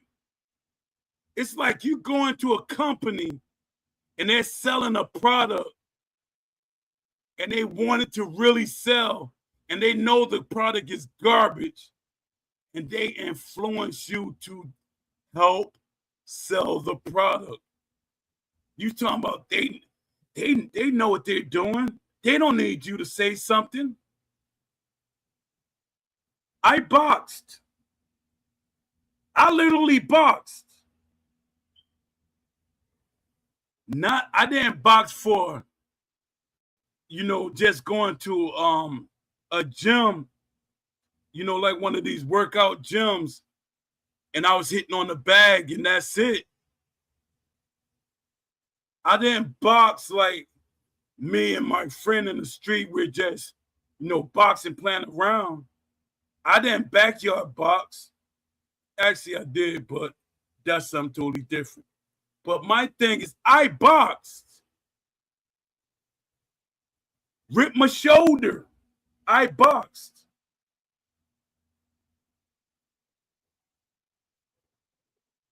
Messed up my eyes a little bit. I messed up one of my eyes from boxing. I had a detached, it was slightly, I had a tear. It wasn't a detached. I had a tear in my retina. I didn't know it because the way that I spar and the way that I fight are the same.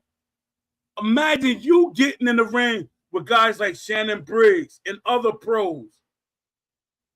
And some of these jokers don't be holding back. That's why I say some of these boxers, they leave the fight and the gym. Let me see. The loudest voices on the Discord are the people that love the game. I said that in Vegas. Now, Ash said,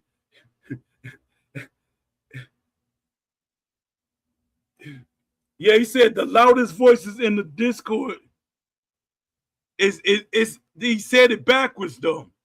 The loudest voices in the Discord is the casual fans because they're trying to drown out the hardcore fans. It's the loudest voices are the casuals trying to drown us out. It could be 100 people in the Discord that are hardcore fans and 5 people that are casual fans, and they speak in a way to try to drown us out. I seen it. Oh, snap, son. Oh, sweat. Don D popped in. Oh man, yo, you made Dad, my voice leaving. That means your voice probably after you do your show. Yeah, my voice going hoarse for some strange reason. It ain't like I'm yelling, but I guess because I don't talk a lot, and I might be talking loud, but I don't talk a lot that my voice is like, oh, you're putting too much work on your vocal cords. Yeah. Yo, Don D, you in here. That's wow. Yeah, this is who I'm talking about, Don D, who I always say on the show. So y'all need to support him. He's having a show tomorrow. He's on X. No, I apologize. He is on X, but that's not where he's at. He's on Twitch and he's on Kick. You can post it in here, Don D, if you want to. Yo, he's like my brother from another mother. We clicked. He's a good person. Yeah, Don D, a good person. He has a good energy. The casual crowd is definitely a crowd that needs to learn the deeper side of the game, bro. Exactly. The casual fans, it should be just like what Ash used to say in the beginning before he was critiqued. A lot of y'all don't realize it. Go back and watch them videos. It's Ash's game, but every time Ash says certain things, Will critique them. Ash didn't stay on script. Even when he was at the event, like, I keep saying, y'all gotta watch the videos. Ash say certain things. Ash look like feel like he failed people. He feel like a failure. He don't feel like he has energy. He feel like he's being beaten up by so many voices telling him what his game should be, but he know what he wants the game to be. I'm all for casual gaming, but we need a game for the legacy fan. Yeah, that's what options. I'm huge on options. Fans think I'm just for one mode. I'm an option guy. Everything I say or do is about options. You should have an option to play a certain way. I heard some people say, no, it should just be a hardcore game. No, I'm not for just being a hardcore game. I think it should be hardcore by default. I think it should play exactly like boxing by default. I think it, like, when you play the game should look like what you see in a real boxing match. At least the experience. Even if you're playing against the AI, it should feel like you're playing realistically against that boxer. Fight Night is experienced a revival since the Fight Night Forever mod dropped. And I'm hoping the Fight Night catches EA attention and they remaster. I hope, but my thing, like, even the EA developer, well, he's a former EA developer. He said if Fight Night was gonna make a boxing game, it would have been when Steel City sold that million games. But I'm hoping that this does do something. And I'm hoping that it don't catch the attention of EA in a bad way, because you got to realize that this game is still in the Xbox market. And that might be the only way they catch attention from EA. And EA might be like, hold up. You're modding my game without my consent? That might be the only. Hopefully that's not the case. Hopefully. These guys think that I'm against them. I'm not against them. You Fight Night Forever, I'm not against you. My thing was always that team up with one of these guys that's making a boxing video game. You can get the funding. You team up with one of these guys that's making a boxing video game. You can get the sponsors. You can get the investors. And my thing is, don't get investors. That's where Ash messed up. He knew it. He told me that before he even got investors. Months before he got investors. He said, I know if I get investors, I got to make sure that I keep creative. I keep to be able to create the game that I want. That's what I want to keep about my game. But it seemed like when the publisher came aboard, because that's what publishers do. Publishers will take control of your game. And we got to hope and pray that the publisher doesn't try to snatch the game from Ash Habib or the shareholders or the investors. Because Ash and his brothers, they only have 51% of this game. They own 51% of this game. That's crazy. I wouldn't have never gave away 51% of my game. It's my game. You're barely 51% mean you're barely holding on to your game.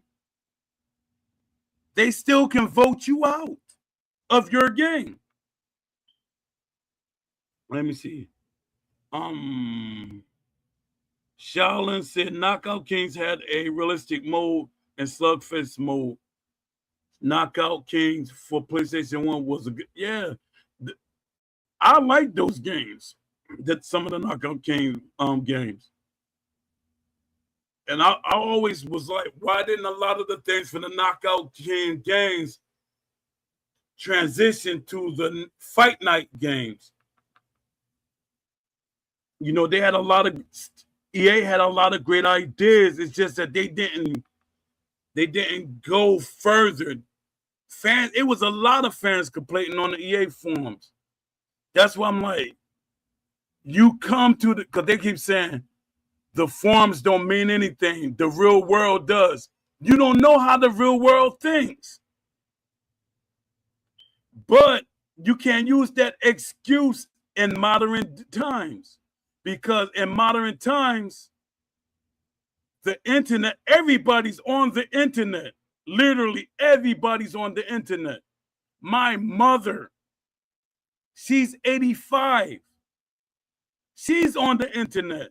So when y'all make up them excuses that say, well, everybody don't know about this game or that game, you know, stuff like that, or, you know, the internet is, and why are y'all promoting the game on the internet if they don't matter? They saying that the internet and the forums don't matter. Ash even said that. He literally said the Discord doesn't really matter. A lot of people not listening to that. He said that's just a small portion of the fan base. All right, you got the Discord, you have Reddit, and you have other sites. You have plenty of sites, especially on Facebook. Don't you think that there are a lot of people that look at those sites? Even on Twitter, you will see people like hundreds of thousands of people watch these videos, I mean, the things that you post on X, and they comment. So stop playing us like we're little kids. Let me see what y'all saying.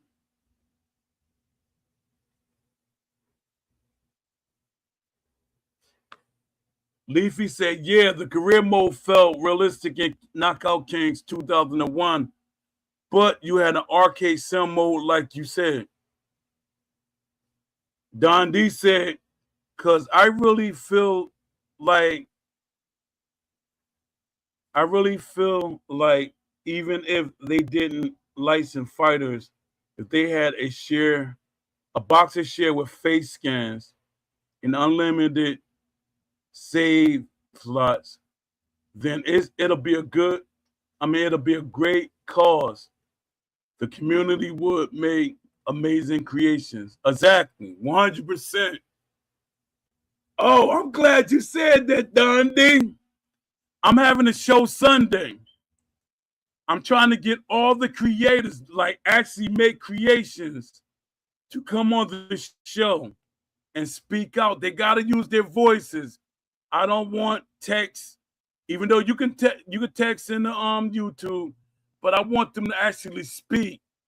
And I'm putting this video, putting the video on LinkedIn, and I'm gonna plaster it all over the internet so we can get attention. Because I'm gonna start breaking down different sections of a boxing games, different modes of a boxing game, and I'm gonna get people that have ideas about the modes to come on the show and speak about it and go into depth about what they want or expect from the modes. Start stuff like that to get the attention of developers. Even though developers watch our videos, they literally watch the videos. I know for a fact. I've been told that they watch our videos, but they can't say anything. I'm like, Dad. Let me see.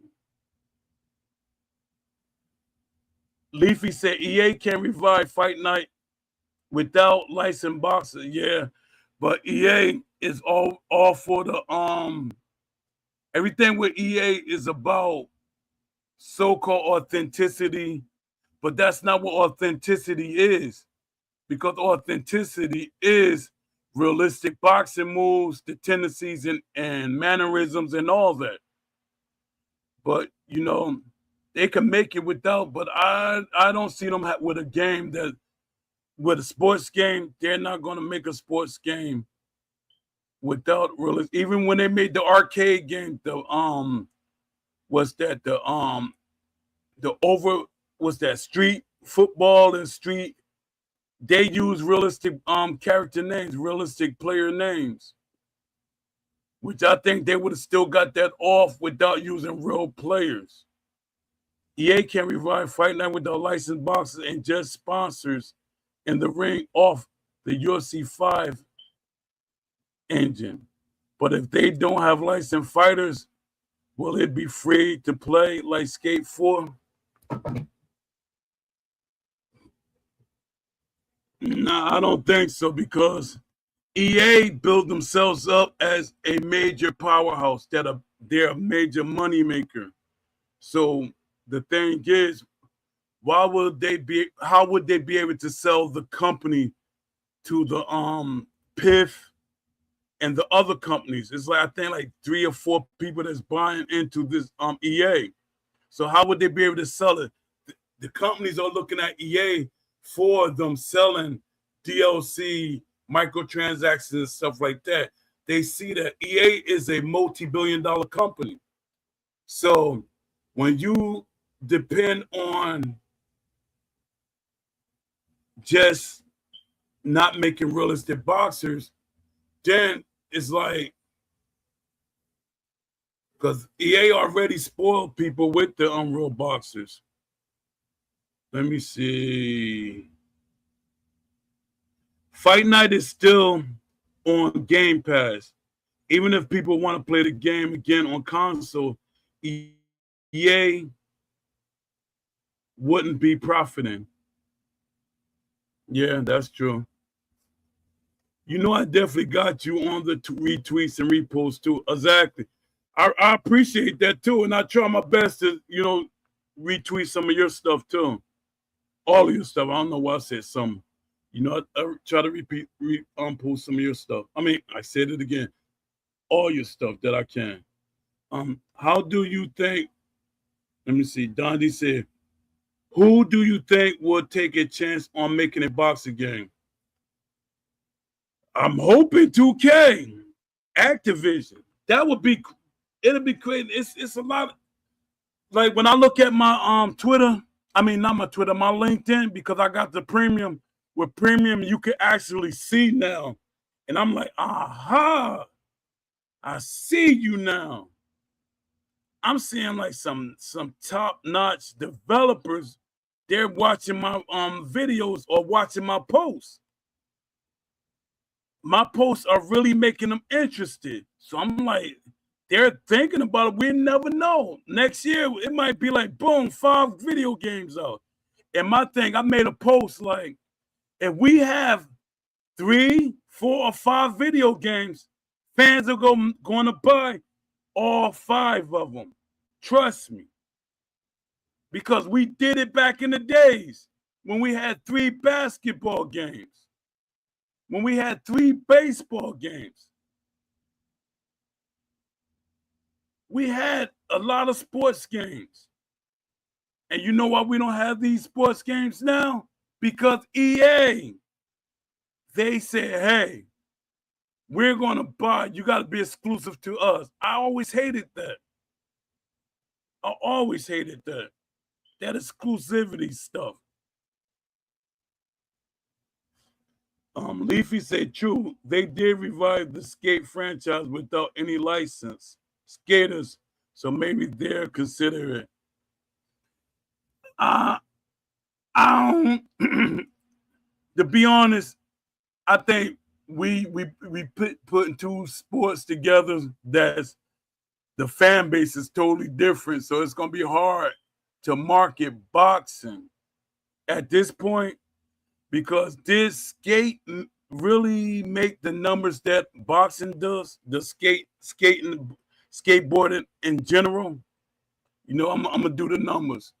Even though you brought that up, I'm gonna do the numbers. to see how well did the skate games sell. And then you gotta say, is the a skateboarding franchise as lucrative as a boxing game with real boxers? They're gonna these are questions that they're gonna give. I'm okay with a game not having real boxers in it, but I'm just talking in general. You know, you got to put certain things out there. You got to sometimes you got to think about how would a company think? How would I think about stuff like that? Let me see. Worst case scenario is Leafy saying this.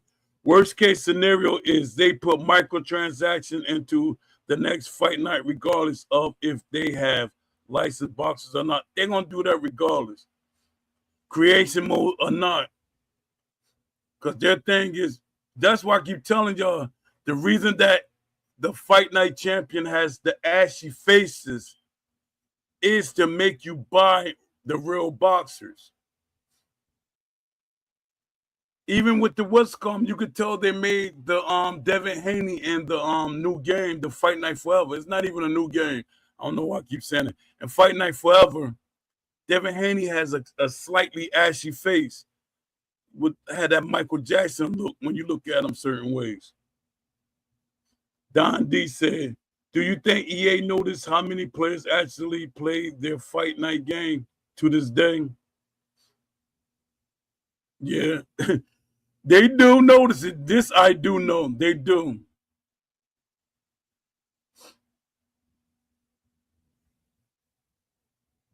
At this point, they're the same. It's the same amount. It's the same amount of people playing on both, like Fight Night Champion and Undisputed. It's not really that many people. I did the math. I was trying to see, because I was looking for something to like that. Even Fight Night Champion, they got more players than you. You know, I did the numbers. It's about the same. It's like the numbers is, but it's dropping drastically. Even the Fight Night Champion numbers is dropping. They might have peaked. They probably peaked back up after this revival, but they probably gonna drop back down, because what a lot of people do, they will play a game. Like if Love C Shorty, this would have been a great time for Love C Shorty. If he would have dropped this game while the game doing bad, like it's doing now, fans would buy the game just to make Steel City look bad. Just for Steel City to take notice. You know, just to be spiteful. Let me see. Leafy said, what's up, Box Eye View? Hope you're enjoying your holiday and you with your family. You know, Merry Christmas to you. Leafy said, no, not at all. Skateboarding doesn't get the numbers boxing does. It was just I was just considering as an example, even though they are two different fan bases and sectors. Yeah, and that's what they're gonna do. That's over the years, I made it my job to see how they work and talk to people. You know, my thing is they're gonna see how does it measure up. Even with Fight Night Champion, they were measuring their fan base against 2K fan base. And like I said, Fight Night Champion was scared to death that 2K made a boxing game. They thought 2K was making a boxing game, but 2K wasn't making a boxing game. They were scared to death. I know this for a fact because I was talking to the developers every day, almost all day. They were scared to death that 2K was making a boxing game. They were scared and happy at the same time. Someone was scared and happy at the same time, because they was like, hey, if we got competition, we could actually make a realistic boxing game. Or we could put in extra stuff. But lo and behold, 2K dropped the ball. And it wasn't 2K, it wasn't, 2K dropped the ball because they only published the game. They only published that game.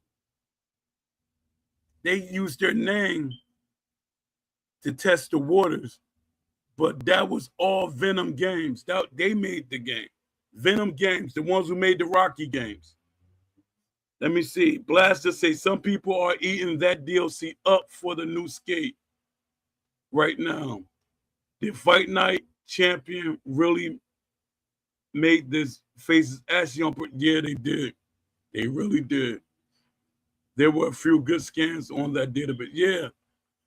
That's what I was saying. There was a few, but that's the point I was trying to make. Yeah, the ashiness. Yeah, he do. He looked like Ashy Larry in the game. Yo, y'all also gotta go over there to watch Don D streams. He has a good personality, and he tells him you gotta hear his Randy Savage impersonation. Great impersonation. It's a great impersonation. My voice, good golly, I gotta drink some tea. Yeah, Don D, good. Y'all gotta check out his yo, Don D, post your links in here if you can. He said, I play Fight Night like it's real life. Yeah, Don D plays the game good. He made me interested because I wasn't really interested.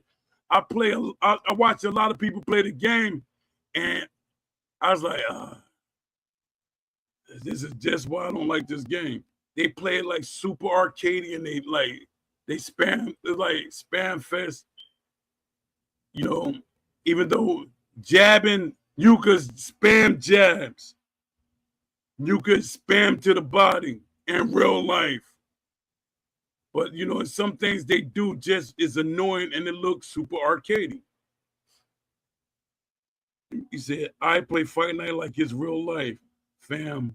I definitely believe in simulation boxing games with a little arcade to it. As a mode, Don D, as a mode. Because anytime you tell a company that if it, like a hybrid, even Brizzo said this. He said, even though people say they want a hybrid and they want a little bit of arcade in it, he said it's always going to lean to an arcade because they got to do something to give it their arcade effect. With Fight Night, as a hybrid, the boxing reaction to punches going to be over the top. Some of their punches going to be over the top. And the hardcore boxing fans, they're going to look at it and be like, oh, come on, man. That's what modes. It's okay for everybody to have their own modes. We all got to be on the same accord that we want options. Options. We shouldn't all be tacked to one thing. It shouldn't be like, hey, you just got to play this mode. No, let me play how I want to play. Online, it should be a contract system. We plan this way, and that's all, and that's what it is. Speaking of 2K, I was playing NBA Live 10 today for the first time. I got it for Christmas. You could tell Mike Wayne helped them out big time in pushing it to a sim-focused basketball. Exactly. He was. And you know what's bad? That they had an interview. They had a meeting. And they was going to say, all right, we're going to add some of your realistic stuff, but we're going to make it a hybrid. And he saw what they were doing. He left. That tells you EA mindset. I already knew the mindset.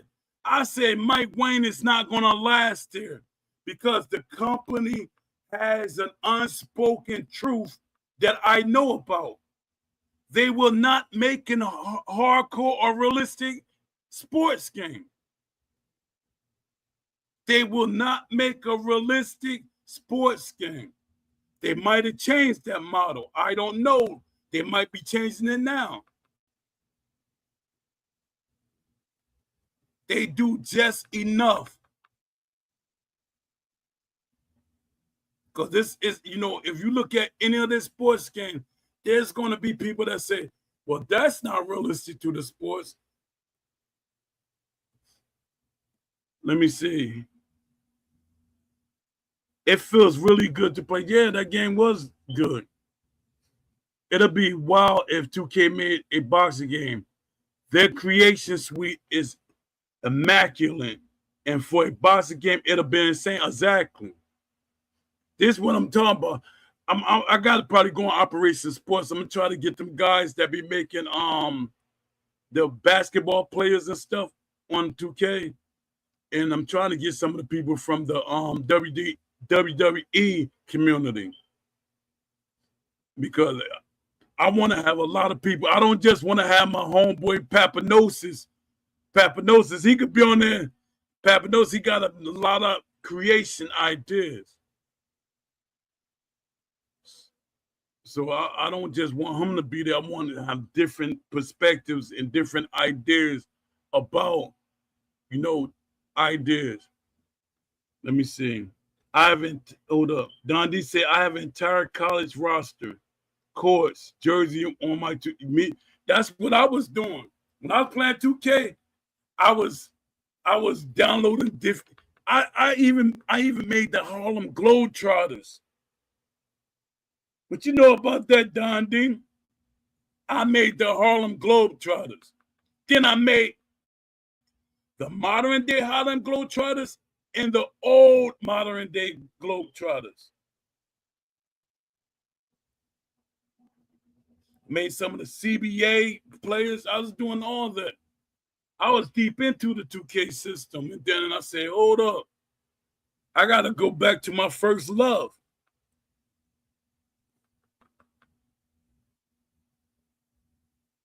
%, 2K has a bunch of crazy technology they made for their NBA titles that will look insanely realistic in a boxing game. Exactly.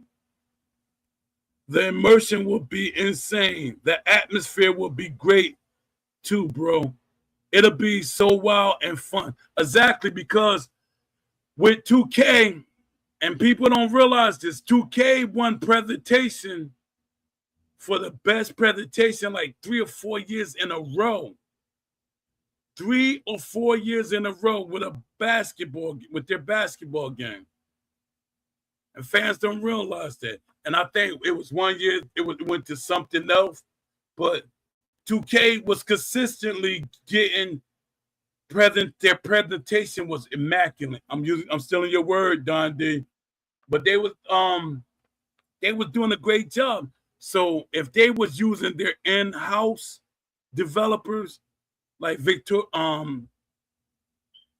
Concepts, developers like that, I'm pretty sure we would get a great boxing game.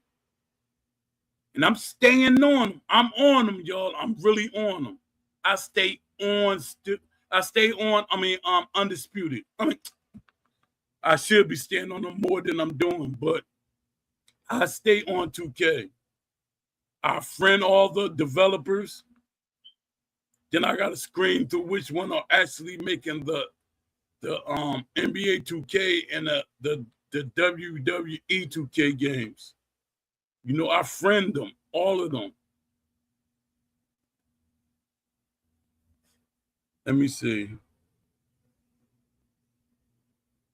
Don D said, imagine in a 2K boxing game, I could place any logo, tattoos, hairstyles, body hair, skin textures, and everything, fam.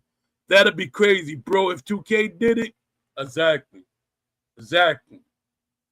2K has a great thing. And a lot of people don't know 2K has some of the Uke developers on the team. And if you know who Uke is, you remember they had them older boxing games that you could make anything. They have a lot of the Uke developers on the team. So they helping the process be better. My thing is, if Ash is serious about this game doing better, I know he's moving it to Unreal Engine, but you can tweak the Unreal Engine to make the engine yours. Is Ash is serious about this game trying to sell. And you got to get rid of certain people. Get rid of Will. Go, Will. Go. We might just sprinkle some gem water on Will. Not holy water, gem water. Sprinkle him, gem water on Will. Hopefully he'll leave. Will don't like to take responsibilities for what he's doing. Developers either. But to me, it's easy for us to blame Will because the changes happen immediately after he got there. So my thing is, if you come in my house and after you leave, things are changed around in my house or stolen, I gotta blame you. I gotta blame you. Even when he came in the Discord and made that speech, he literally told on himself. He said, I don't know what the ESBC version was. So he literally said, well, I didn't know what it was, but I'm creating my own version. But that's what attracted him to the game. If I want to be that guy, I could go back to my Facebook account where we had conversations. And if he watching the video and he try to delete it, I already saved it.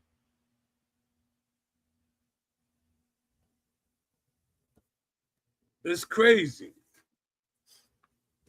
Support my blogs. Y'all gotta check them out.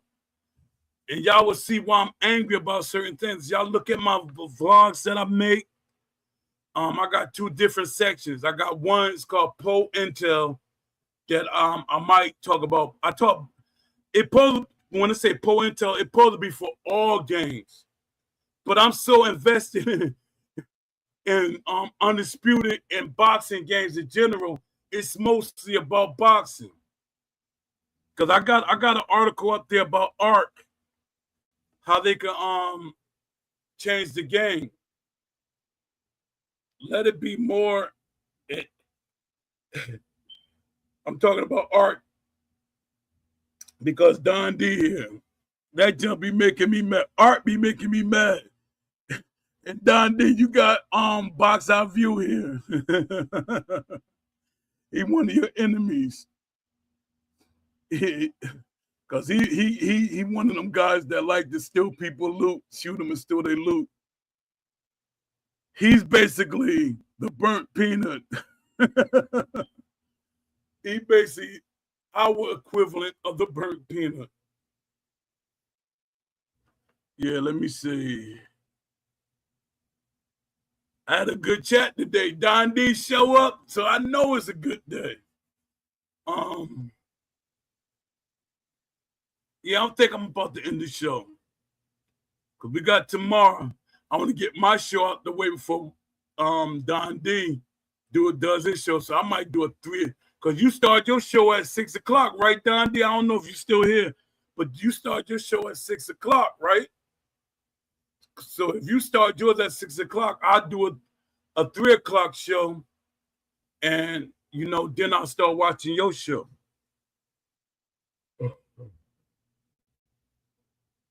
Let me see.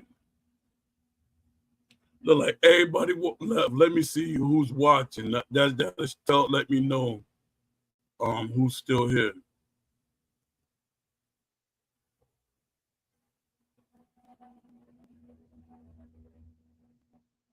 Oh, there you go. Yeah. So I'm gonna do my show at 3. Hold up.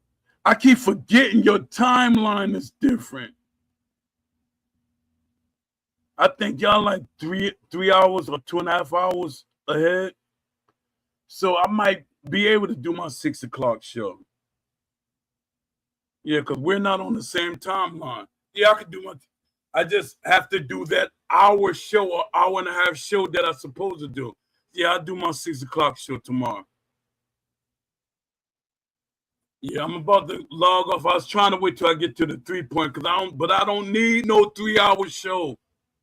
To me, I'll be going longer than I should go. And that's why my voice sound like this. But salute to everybody that came here. I'm like shocked Don D popped in. I know you watched my show after the fact, but you popped in. I appreciate you, man. Much love to you. Shout out to Leafy, one of my co-hosts. Shout out to AJ Pax. You're not here. You should have just popped in and popped out, AJ Pax, man. What are you doing, man? You like my, the co-host. Shout out to the Wishlist Mafia. Shout out to everybody that supports me. Dondi said, I enjoy it, bro. God bless you, man. Appreciate you, man. And blessings back to you, man. Who else I want to give a shout out to? Shout out to my wife and my son. Shout out to my wife and my son. Everybody enjoy your holidays. And to the people that celebrate, tomorrow Kwanzaa start. To the people that celebrate, tomorrow Kwanzaa start.